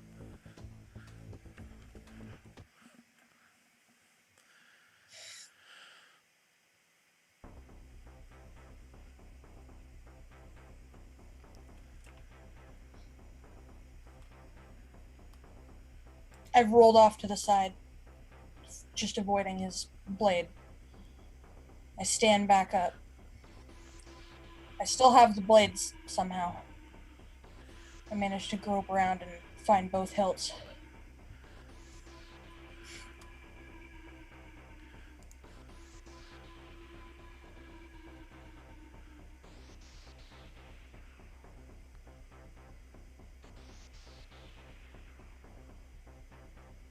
I don't want to die.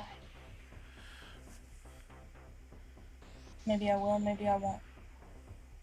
Maybe I'll become something not myself. But I can't let what you're trying to do come to pass.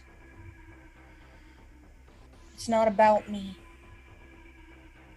It's about the people and the city I care about. I'll give my life for that any day. And she raises both blades up as she charges in.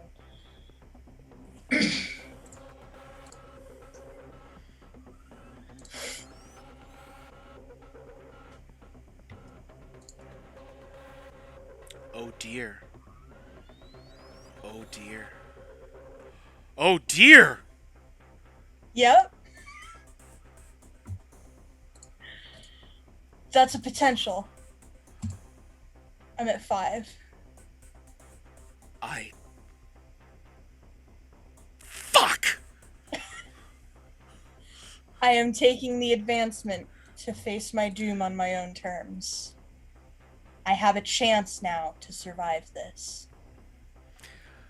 So you do. And so you do. So you charge in, full knowing that this may be your last breaths that you draw. The knight assumes a stance. He's ready for you. He doesn't know if he can survive this. You go to swing, and that's when you trip. Someone stuck their foot out.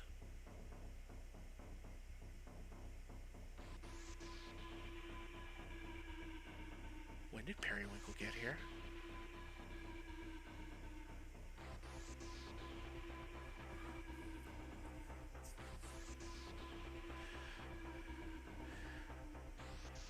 swords come clattering from your grasp.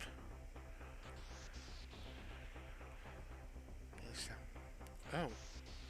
Oops, I'm sorry. Was I getting in the way?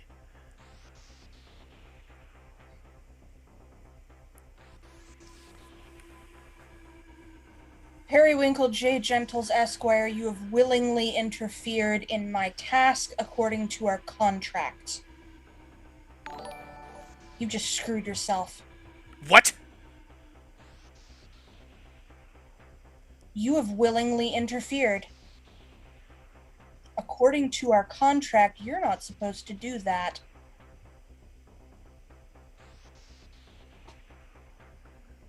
You're not supposed to.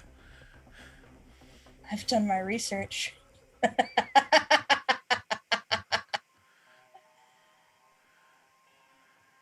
Our contract is null and void. Unless you have a good reason.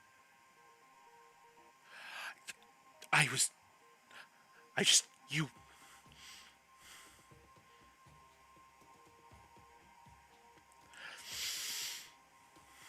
And he lets out a scream that is inhuman. Literally the sound of breaking ice, of frost being rent asunder, of leaves falling from trees. So loud is this cry that even Sapphire can hear it. Even the figure, King Arthur Pendragon himself on the boat, stops and pauses.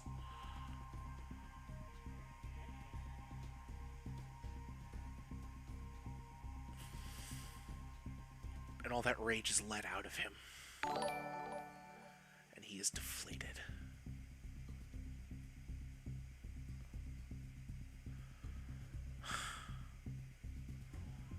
Fine. Fine, you can do it. You can try. But Avalon was going to come. And I'm going to get what I want in the end anyway, Elodie Young. Keep your dirty name. I'll have others like it. Thanks, P-Winks. Nice working with you. The contract snaps into his fingers, and he rips it asunder. And as he rips the contract, he also rips in twain.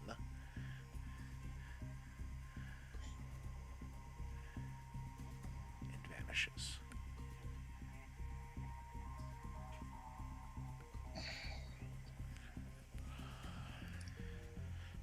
Elodie stands up. The mohawk is gone. Her face is full of acne again. Chest flat. A scraggly teenage girl with no superpowers. Nothing but a couple of magical blades nearby and a shield. And she stands and faces the Black Knight. Powerless, but not defenseless.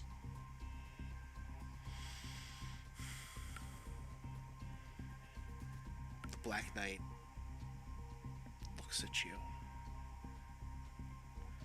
a little dumbstruck about what's happened here.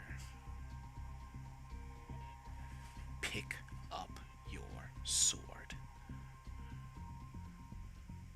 And she does. She doesn't pick up Excalibur. She picks up Snickersnack. It feels good in your hand. It doesn't carry the same weight that it did before. And she hefts Looking Glass back onto her arm. And she stands at the ready. Every bit as ready as she did before.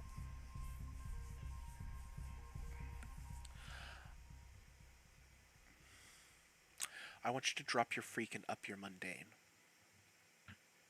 That sounds about right.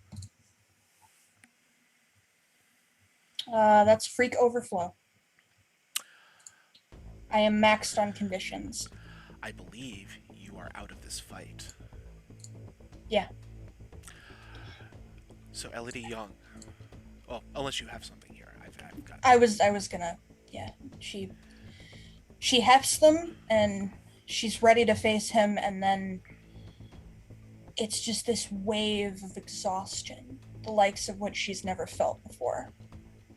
At least, not in several months. It's like everything that's happened to her over the past while she's had powers to mitigate it, is hitting her all at once. And she's ready to fight him, and she wants to fight him. But she just doesn't have the strength. Snickersnack wanes in her hands and then drops completely. The arm holding a looking glass also drops to her side, and the shield slides off. And she just drops to her knees and then flat on her face, unconscious. Our guest.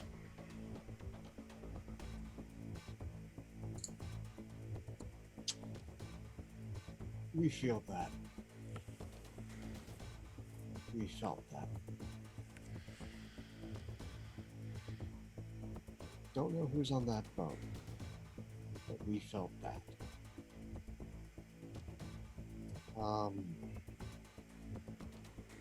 Both the scream and tearing and then the drop. We're teleported. We're going to try and get right there. Unleash to make it in time.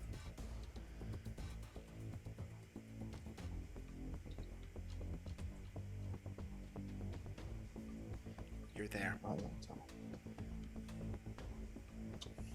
Like, cars in the background, but he is just there. Grabs her as she drops, cradles her, sees the situation, then stares daggers at the night. Are you honorable or a cur?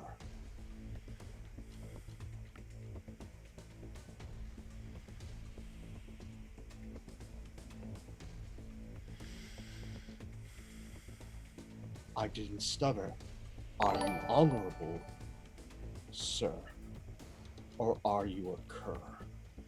If you wish to fight for the lady,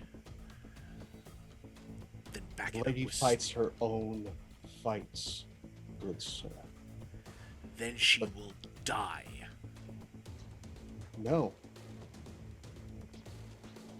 Because that would be a violation of etiquette. Or do you want grandmother to pull her power from you? Do you want Morgana to pull her power from you as champion? Champions have honor. To fight an unconscious woman, bereft of power, no longer a champion of this land, is a violation until she is given everything that was supposed to be in the contract, which I'm fairly certain we're not going to feel Periwinkle's presence on this plane for some time. I can already hear the tinkling of him having to serve as a wine steward. So, your choice. You try and strike her, then you're mine. Eyes go red.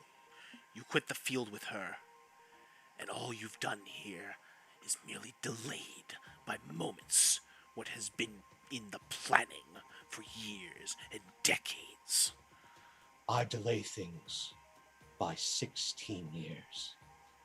The appropriate time, old man. Otherwise, not only will I drag you to hell, I'll make sure Jadwiga gets to a couple of licks in before you're sent to below.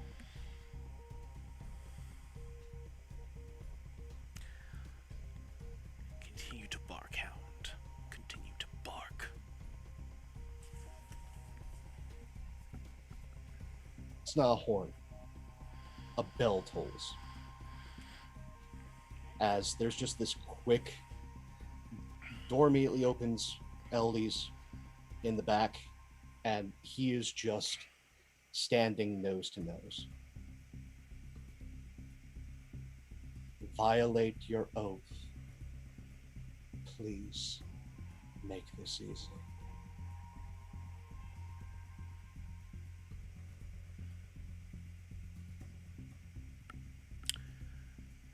He slaps you with the gauntlet.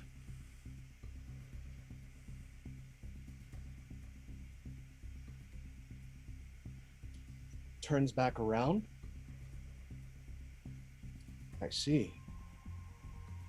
Personal challenge.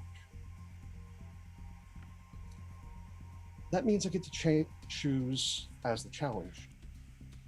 Weapon. Place as well, if I remember correct. We're not fighting here. We're fighting in the labyrinth. Your weapon's your will and your honor.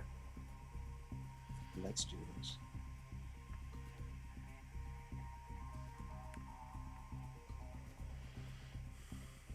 Or you can withdraw your challenge, mortal. Do not presume to tell me what I mean to do, boy. You challenged me. I do. A son of conclusion. I am death. I will accept your challenge. I am giving you a chance to withdraw it. I know what I have done. Okay. See it through, or quit the field. All right. Fine. You've challenged me. I pick the weapons. Your honor and your will, sir. Your honor and your will.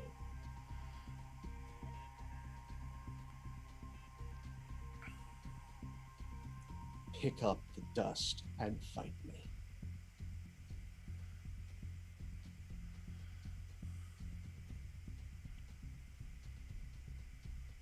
He reaches down.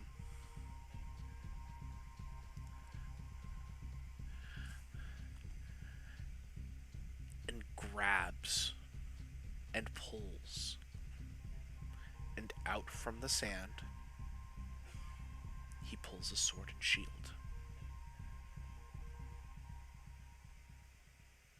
Excellent. Your will and your honor versus mine.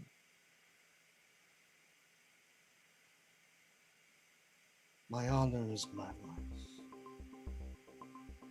My will is my team. And just blows a whistle. Misfits! Assemble. I would like to use the move. Be there when needed. And I would like to use something to get out of this damn fog. Well, that's gonna take a bit of doing. Yeah. I don't have that move anymore. Nope, I do not use that move anymore. But I will try to show up. That's for sure. you can show up. Oh yeah. Like I mean, you're not trapped. You're not trapped in the mists of Avalon. oh yeah, You're no, yeah, that's right. I am not in another dimension. That's right. Oh boy. Yeah, you just come rumbling out of the rubble. Yeah, I just come like you. As soon as that happens, you just hear this rumbling noise as Marvin just unceremoniously staggers out of the rubble. Like, because he's bleeding out now. Like, he is seriously, because, yeah. I would like to you unleash my powers to try to force myself past that, like, magical damage that was done to try to heal myself. Yeah, seems good.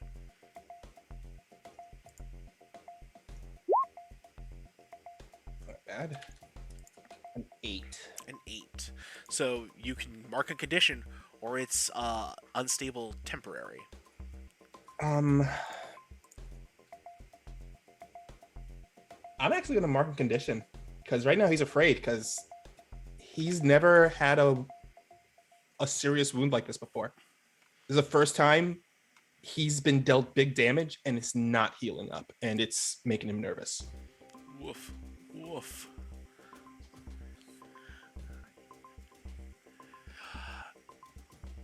Okay. So,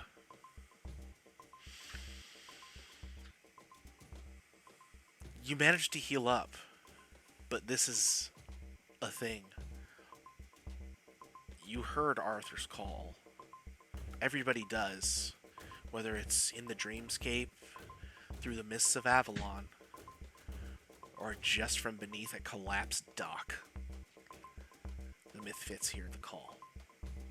Sapphire, give me an Unleash Your Powers.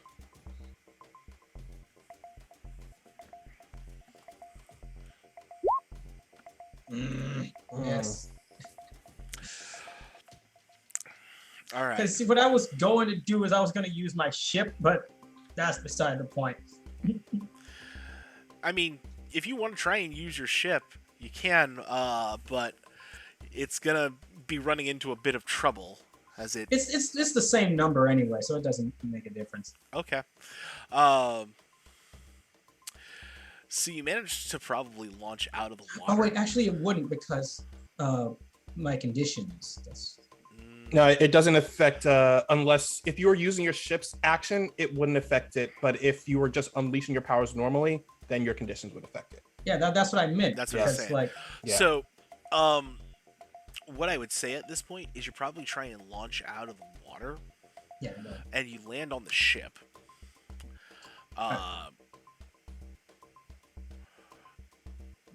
Your ship is undergoing fire currently, Yeah. Oh yeah, that's true because it's under attack. and Yeah. King Arthur turns to regard you. Right. So you know what? I'm playing into it. Sapphire just goes up out of the water and rises up by the up out of the water next to the ship, next to King Arthur, and says,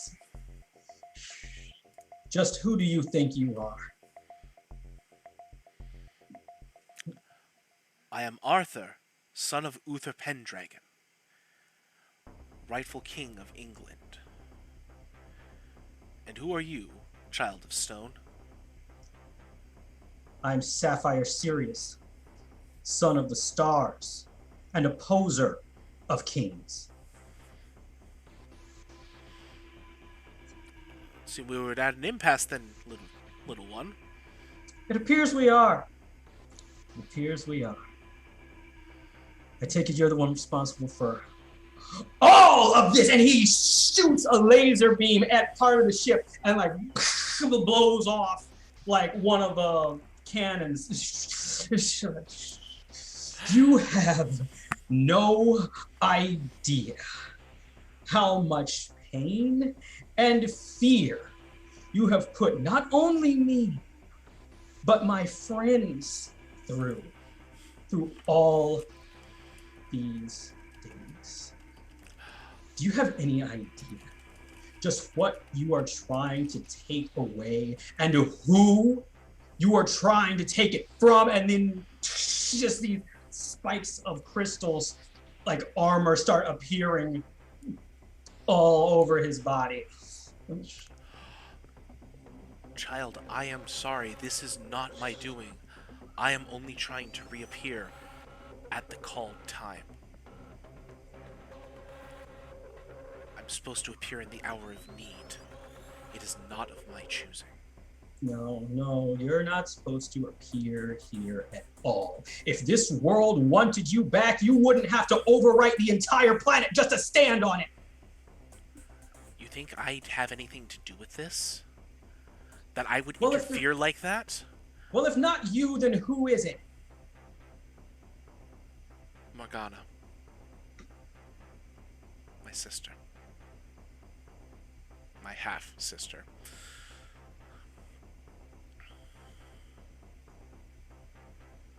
Well, then. If you were given the chance, would you stop her from doing this that she's doing?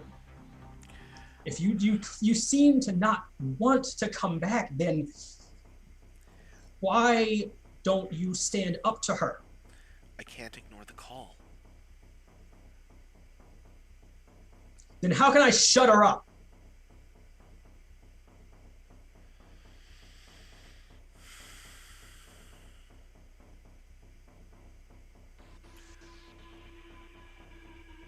I don't know. That's not mine to know. Then whose is it? The gods. Those below. Fortunately, I'm just as much a player in this as you.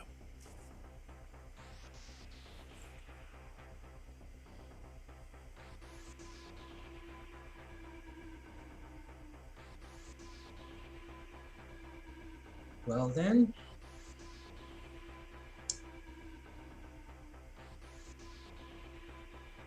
perhaps you could do one thing to help me out here. These mists, do you have any influence over them? Mists of Avalon. They will part soon. We're almost to our destination.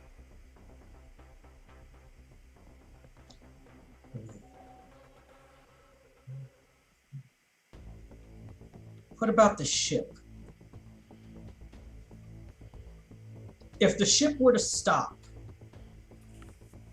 would that buy us some time? It might.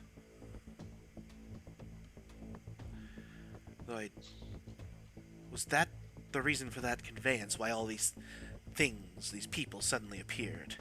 And he doesn't even turn, he's still talking to you, and he holds his blade up to YouTube's neck. Yes. The second you set foot and you're on your destination, billions may die. We're just trying to survive. We're just trying to fight. But ship plunges on. I have to get there. I have to fight Mordred. You can leave Mordred to us. We've fought much stronger things. I'm not sure what he has or what he's trying to do, but if I can get away from Diamond Regula, if Turbine can stand up to Grendel, if Arthur, not you, Arthur. I have another friend named Arthur. Can fight half of the stuff he stood up to. And if my girlfriend can stare fate in the face and overcome, then we can overcome anything. Good. I know what to do. And he hovers over the ship. Tell your crew you might need some lifeboats. And he snaps his fingers.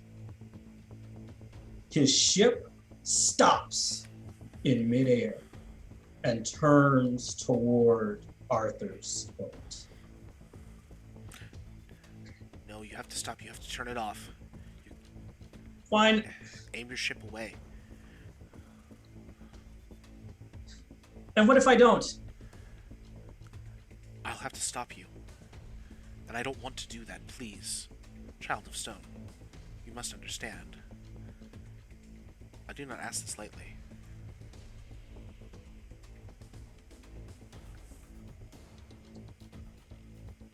Well, then you're just gonna have to stop me. And he snapped his fingers. The ship lets out this flash of light as it jumps to light speed right here on Earth. And attempts to crash into the ship. Okay. Which would destroy both of them, by the way. Okay. Both of the ships, by the way. Yeah, okay. So, here's what we're going to do. I need you to first take a powerful blow. Oh yeah, definitely. Oh, that's a full hit. What you got for me, Sapphire? Give me something good. I am going to... Let's see. +3.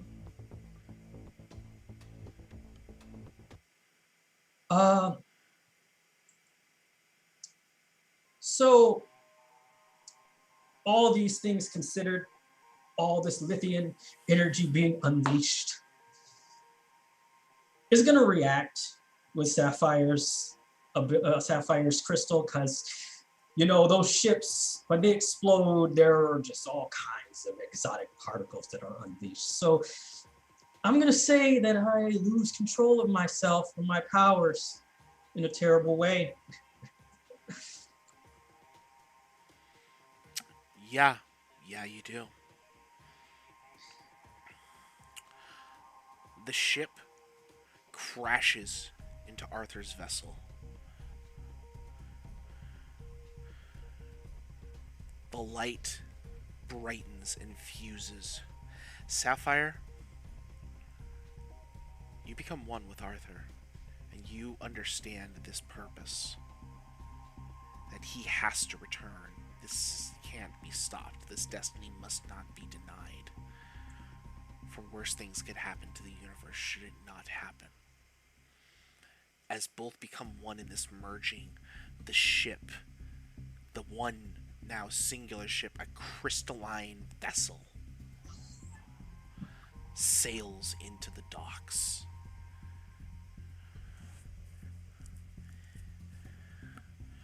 Avalon is looming now on the horizon, drawing closer. It is ever so close to Sunset City. The ground itself shakes and heaves. The Black Knight, for his part, laughs. It is the laugh of the triumphant. A laugh of hate. I've done it! I've brought back the pet dragon. At last a worthy foe.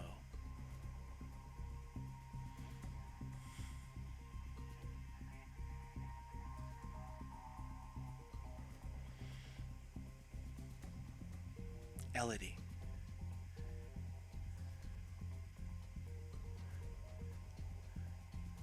You are drifting.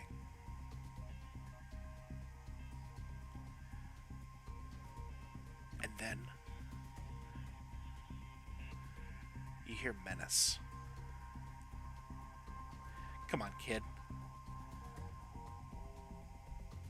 I didn't give you a Snicker snack just so you could drop it right at the last possible second. You're tougher than that. Get up. Fight. Kick his ass.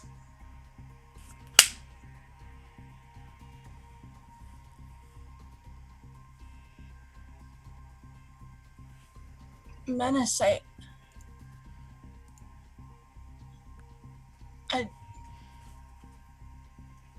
don't know if I can. Nah, you got it in you. I know you do. Want to give me that stuff otherwise. Come on. Elodie, you have it. You may not think you do, but you do. It's not the crazy powers. It's not the, exotech from whatever beyond the stars. They press right up against your heart. That's what it is. That is what you have to have. to go all the way in this business. And kid, you have it.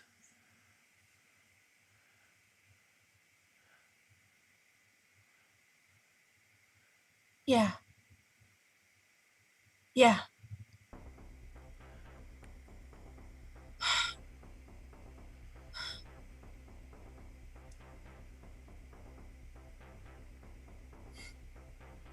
I can do this.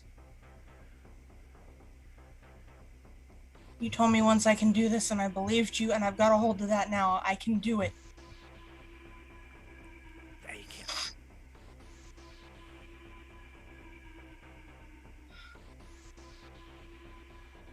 Wake up Let's go. and put him down. Let's go. And that's what we hear from Elodie as her eyes flutter and she awakens.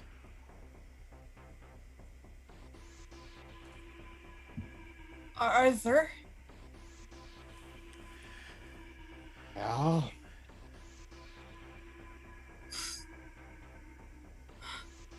What do we got?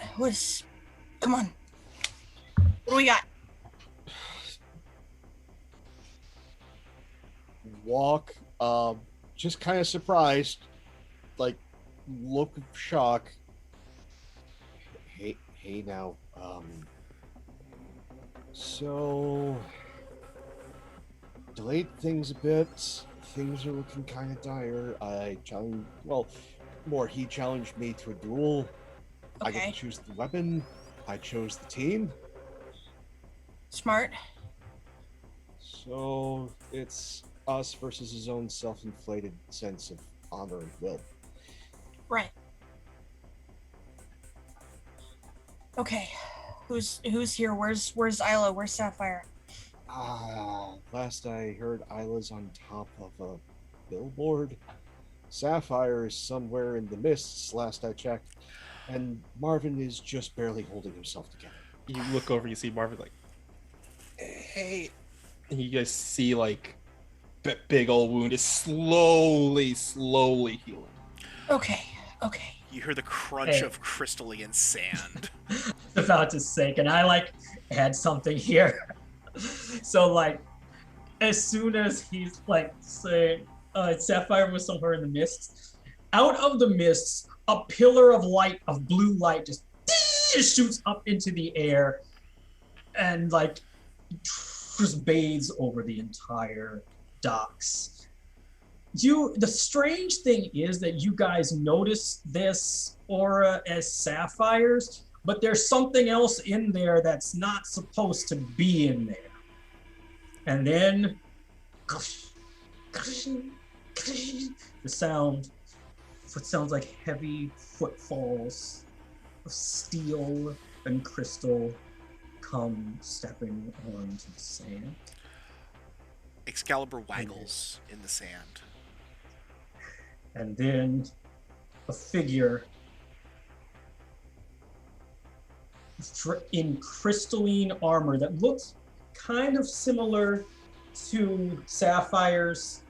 You know, Sapphire's like everything, but bigger, buffer, and wearing a huge crown of crystals. He says, "All hail the once and future king." Excalibur leaps into Sapphire Arthur's hand and grows a crystalline sheen around its edge. That's a problem. Arthur leads in to Eldie. I have no idea what's going on. Me either. Marvin's looking at this. Why the fuck is Grendel here? Oh boy. Okay. What is happening is what was meant to occur. Okay. Okay. Melody gets up out of the car. She grabs Snicker Snack, she grabs Looking Glass, have some rock onto our arms. Let's get perilous. So, do we have to fight that, or We fight him, pointing to the Black Knight. The Black Knight looks elated at this point, by the way. so? Wait, hold on a second.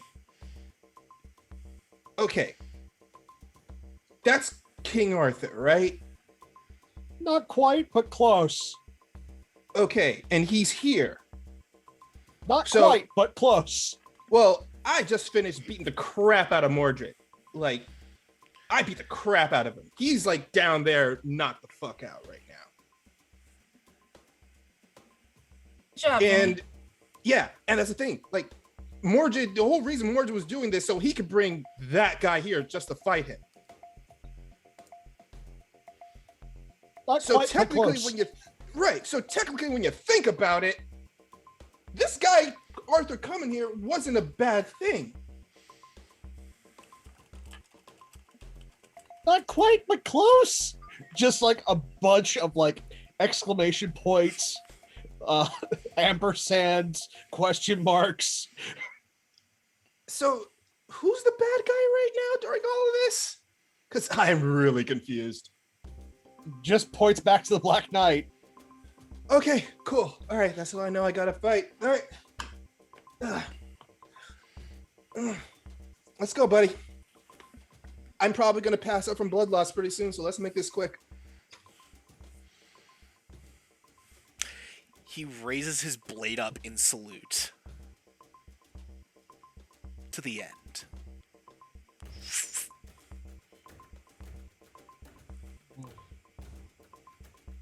Here goes nothing. Yeah. Who's first up? Marvin will run right at this guy and go for a big old drop kick at his head. And I am definitely using in a China shop at this point, because oh boy. Yeah, got one. I got one. I still got one. I will create an opportunity for my allies. Okay. So, the way I imagine this is you're doing that charge in, and he blocks with the shield and stabs up into you. And you're going to go ahead and take that powerful blow. Oh boy, I have 3 conditions too. Yeah, Let's this see how is this goes. gets spicy. This is super spicy. Let's see what happens. Oh, Yes, the whammy. all right. Okay.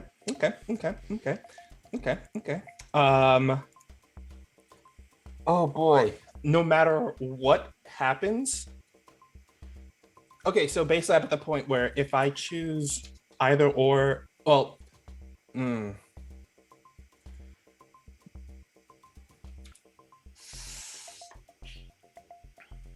damn it. I gotta say it. Because of everything he has been through right now, he's been run through with Excalibur and he had to force his body to heal himself. I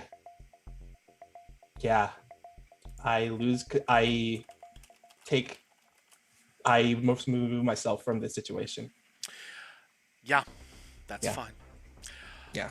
But It's just. but you did still create the opportunity. So his weapon is stuck in you. He can't get them out. And like when in that stab that he took, it was in the same spot where he took Excalibur, so that wound reopened. Oof. Yeah. That's what took him out from the combat. Who's got next? Elodie runs in with Snickersnack and Looking Glass, and it's the same fight she's been fighting all this time. Not much different, except not quite so many powers this time.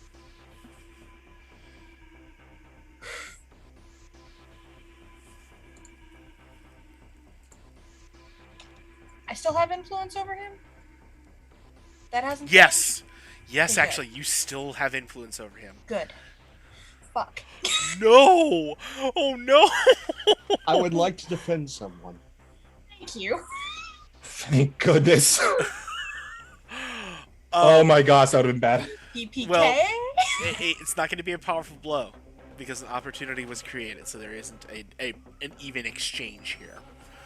What it is just flat out you swing, you connect, but your sword just glances off the armor. Up your Yeah. mundane, lower your danger. Yeah, about that. That sounds like that might be a problem. Given that my danger is as low as it can go and my mundane is as high as it can go, Yeah. I'm probably kind of screwed.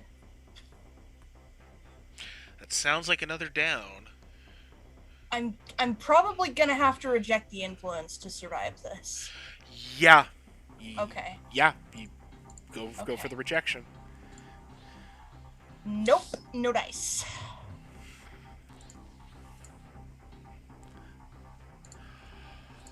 I'm down. Again. At least you got a couple potential out of it. Yeah. For what it's worth. Barghast. Okay. 2 of the team down. 1 team member not quite themselves. And another one who I hope she's okay. I'd like to do something weird.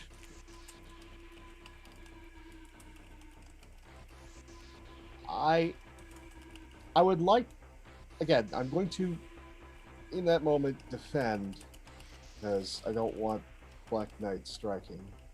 Rolled for that, got partial hit.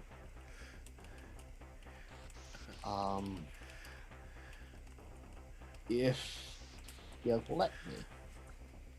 Come on. I want to somewhat phase. I would like to make it so that can I possess Elodie's body?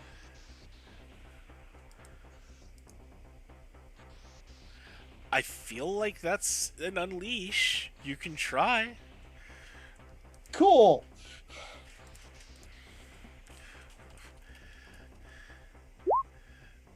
Cool.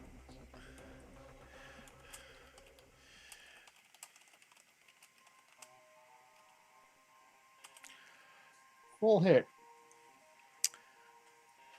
So this is new. This is new.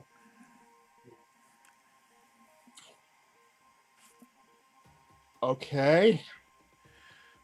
This like no. There's just this moment of the eyes blink as the body's starting to fall, and then rights itself. Elodie's eyes go red, and just again the text box changes to from standard to this sort of crackling black and red. This is new. This is new.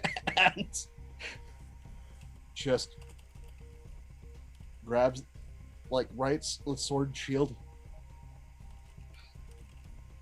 You are far more nimble than I am, and just thinks that as the two of them come in to swipe at the Black Knight's back of their knee.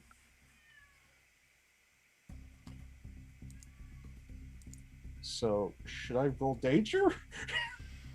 Yeah, we'll go for that. Cool. Not used to rolling danger. So this is directly engage a threat. 7-9, I pick 1. I'm gonna create an opportunity Yeah.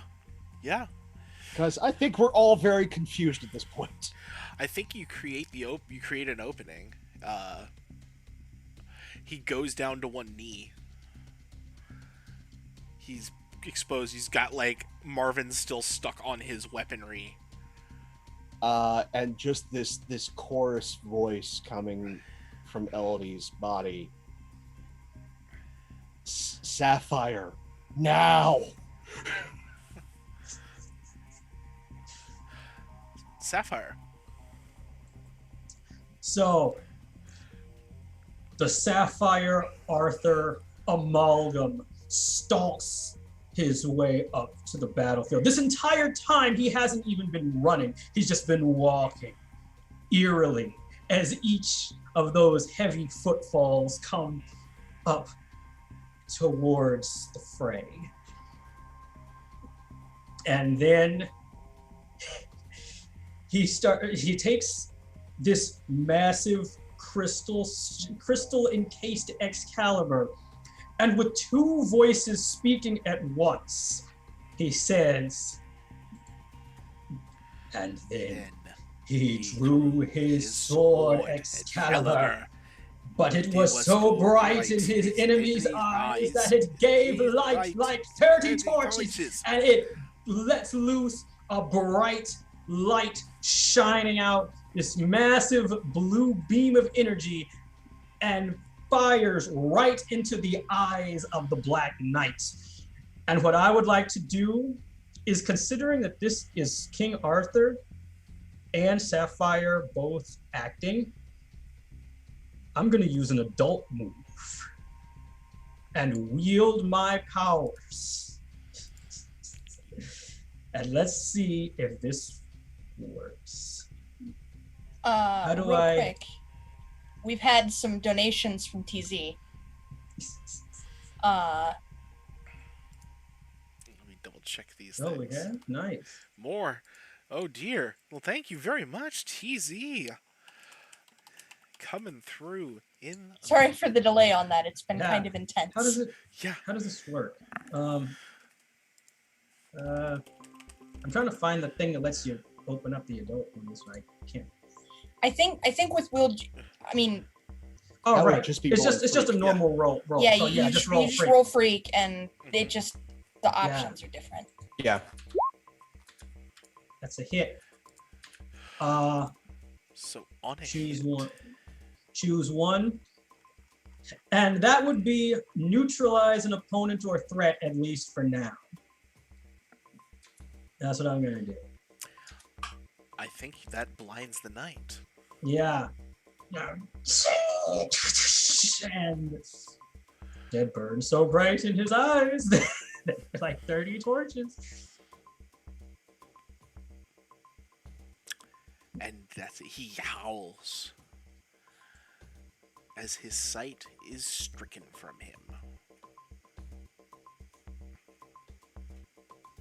Never forget who asked for this.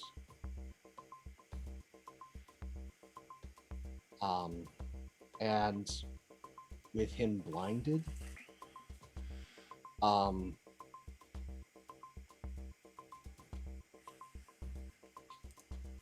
but this time as he's blinded, probably blinking, it's a shield bash to knock an arm out of the way. And then, because we are nothing if not merciful for now, just going to take a pommel strike right to the temple. So let's see what happens.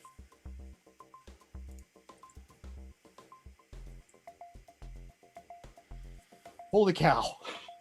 Well then.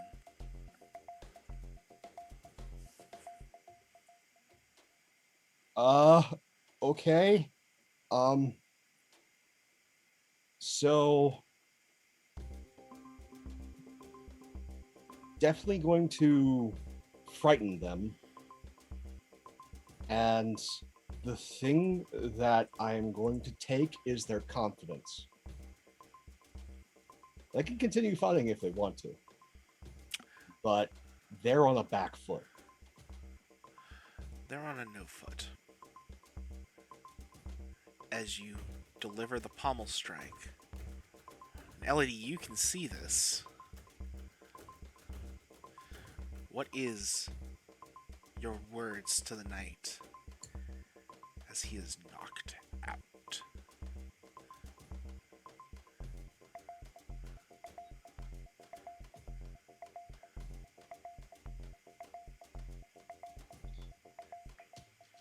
You never had any idea who you were messing with. My name is Elodie Young. I'm no longer the party crasher. Now I'm Lady Perilous. Whump! And he hits the sand.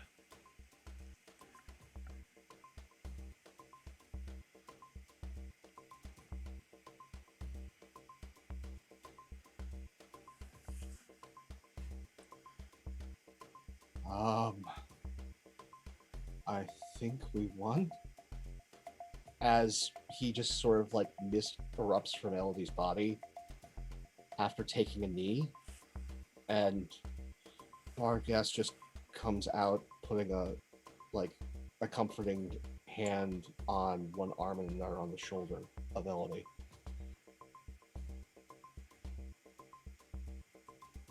How the hell am I alive right now? I'll always be your ghost.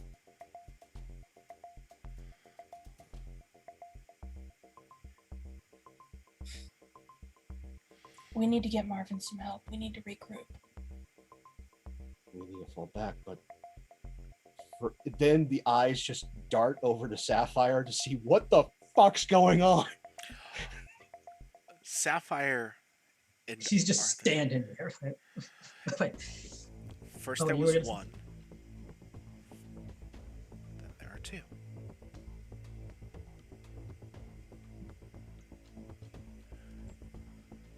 oh, so we split? Okay. Yeah, so Sapphire's just sort of on the ground like, oh, gravel. What was that? What just happened?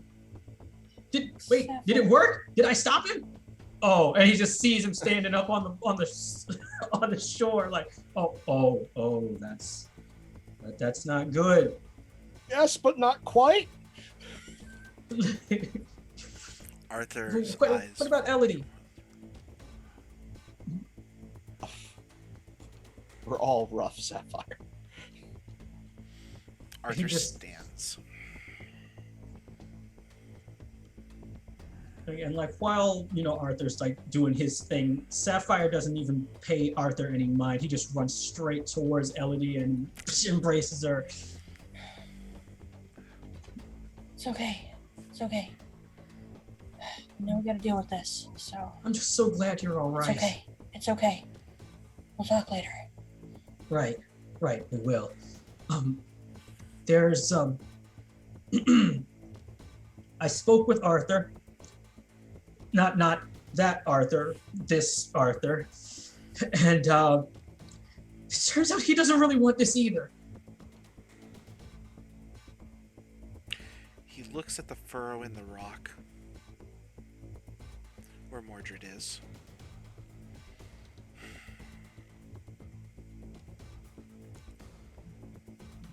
Always like this, son. He touches Excalibur to the stone, and it closes back over him.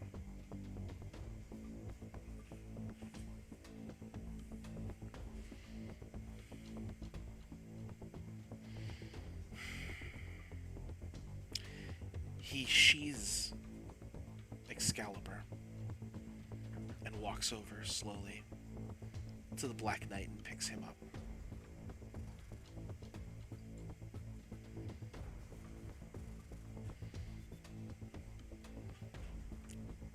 Destiny's what we make of it, wouldn't you say? Yeah. Yeah, it kinda is. Guess so. If we go back, I think I might still need a Black Knight. But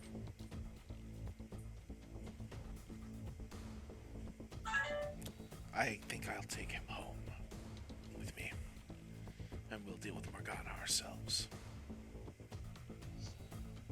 you need a hand, I mean, give us a couple of days first, but... Right. I think If I may. Arthur stands across from Arthur. They have the same color eyes.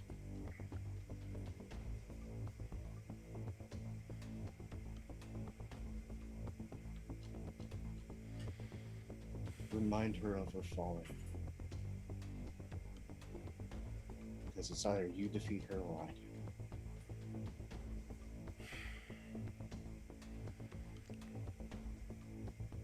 can't outrun our fates, can we? There will always be one in Avalon, and always one here. So I best leave before we have to switch places then. You'll have your time. 16 years. All well and good. Keep it together for me, will you? We will. It's a pleasure working with you.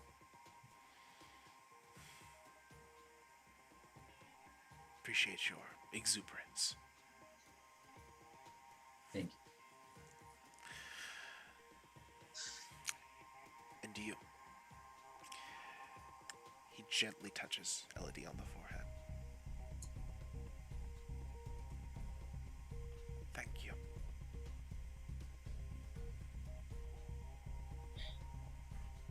Thank you for seeing all this through.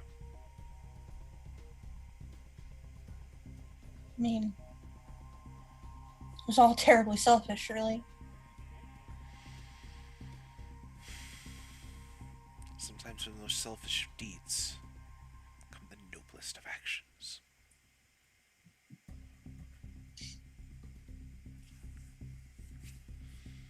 Be thee well, Misfits. Climbs back onto the boat. Long live the king. Indeed. He unsheathes Excalibur, salutes, and then turns and tosses it into the harbor. And the boat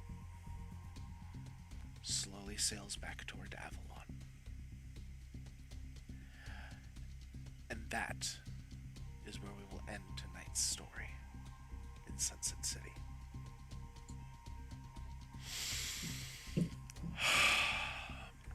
We play to find out, my friends. We thank you all for joining us. We are going to go back around the horn, give people a chance to talk things up, plug themselves through a little bit. We'll close things out for tonight. Wally, how you doing? Where can we find you? Oh my gosh, I have not stopped smiling since this whole entire session. This was honestly, oh man, this was amazing. I have never been this stressed during a TTRPG in a very, very long time. Oh my gosh, it was a good kind of feeling. Sup, y'all? It's your boy Wally. You can find me on Twitter at Wally132, WALLE132, just like a cute little Disney robot. Oh boy, whew. Gotta come down for a second. That's great. So where can you find me? You can find me on Twitter at Wally132. You can also find me every Monday over at the Colonomicon playing me some Airdate. And oh boy, we have another episode tomorrow. We're diving down into the sinkhole. Let's see what goes on with there. And on Wednesday, it's not this week, but starting next week, I'm gonna be playing Black Void over at Penny for a Tale. I am super excited about that. Weave a tail. Oh, that's right. We're Weaves a Tale now. Wait, through over Weaves a Tale. Oh my gosh, I am so excited for this game because I get to play the gigantic alien shark man that I always wanted to play, and that's gonna be a whole thing. Oh man.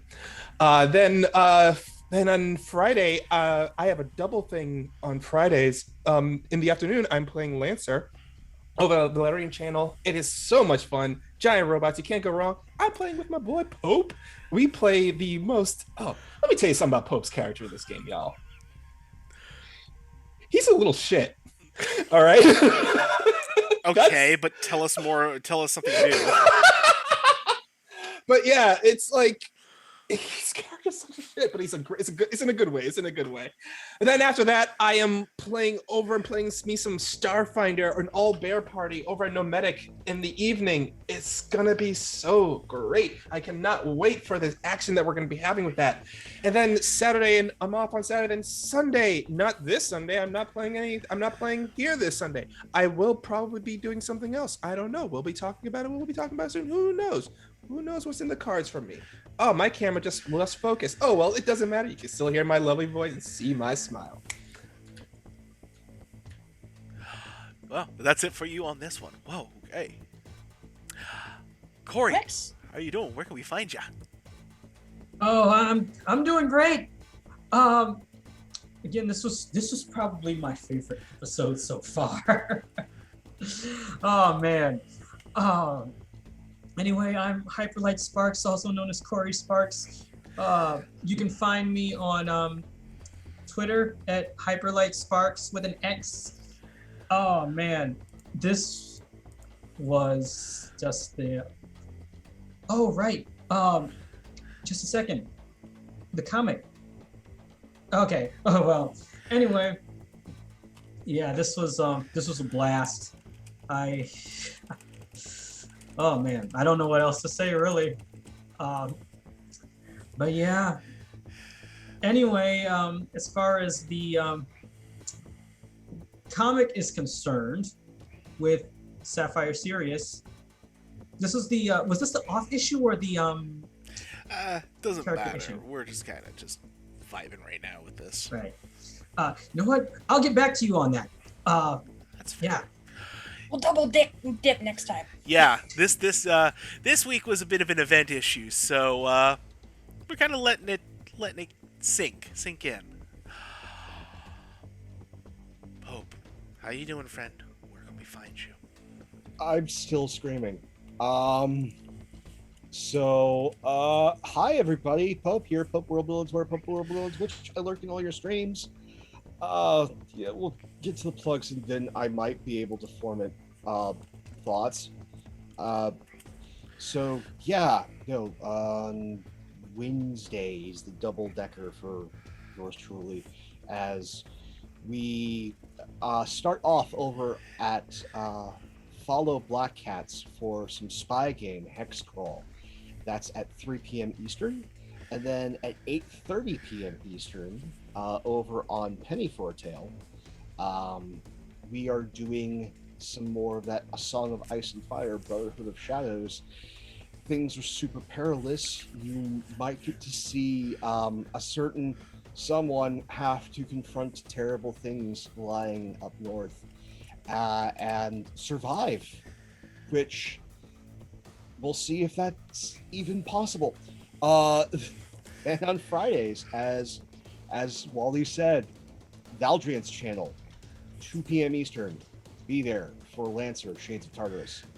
And then every other Sunday, be back here, same Mythfits time, same Mythfits channel, as we see what happens after this. Reckoners, what's going on with Isla, time stuff. There's just so much. So do not miss that, and thank you all for being here. Whether you're watching live, VOD, YouTube, wherever you are viewing this, thank you so much. You are much part of this as we are, for a story always needs an audience to be complete. Thank you for completing us. Take care, everybody. And last but not the least, never ever the least, in our hearts, and certainly not tonight, least of all, Celeste, how are you doing, friend, and where can we find you? Y'all are gonna make me cry. It almost happened like 3 different times tonight. I didn't know what was gonna happen. I don't know. I don't have, my brain is crayons. So hi, I'm Celeste PLS with way too many underscores on Twitter. I'm Celeste Shepherd here on Twitch. I don't do a whole lot of streaming of my own, but you get another couple of chances to find me later in the week. Wednesday, as Pope said, I'm over on Brotherhood of Shadows playing the bastard Brendan Flowers. And oh my goodness, it's so scary, you guys. The world has literally turned upside down, and there's something really, really scary in the cellar of this tower. And it's probably gonna come and try to get us in the middle of the night. I don't know if I'm gonna survive. So, par for the course. Uh, and then next Sunday, I'm over on Colin's channel, I think. Sounds like that's gonna happen still. Uh, Pokemon. Gonna try to be the very best, like no one ever was. I don't really know 100% what's happening with that yet. We're still working out the kinks, but should be a good time. Should get to battle some Pokemon and be a really cute Pokemon trainer, and the thing that I was the entire 10 years of my teenage years. So but yeah, that's me. I'll be back here in a couple of Sundays' time to present to you no longer Party Crasher, now Lady Perilous, the protege under Menace, the Tyrant of Xanadu. Fan freaking tastic. Hello, everyone. I'm Matt, also known as the Killer GM. You can find me on Twitter at the Killer GM. I write about gaming, various other things, fight the system, smash fascists. It's all in a good day's work. Thank you all so much for watching. Thank you, thank you, thank you. We don't have a show if we don't have you here. And we're happy to share this with you, and we're glad you were here to share it with us. We hope you had as much a time seeing the story as we did telling it, because, as we said, coming into this, we didn't know what was going to happen. We literally were doing the math. Elodie was one potential away from having her doom fall. It would have been a thing. That would have completely changed the entire arc of this story. And that's how we like it. Seeing it that close. I love all these people. Follow them. Follow them throughout the week. Watch what they do. Cheer them on. They are the best. I'm lucky to have these people at the table every other week. Thank you all so much. And yeah, there's two more things left to say for tonight. First off, we cut to the Bureau of Investigation. Reports are being delivered. We see an office just simply labeled Director. Inside, we see a machine. A manipulator flips through some pages. It appears that the Nephilim is fully awakened. Good. Soon it will be time, and we focus on a head in a jar, bald, bearded, one eye on the forehead. Soon Rasputin's plan will come to full fruition. And friends, with that, as we say here at the Killer GM, with us, you can always bet your life on it. Good night, dear friends.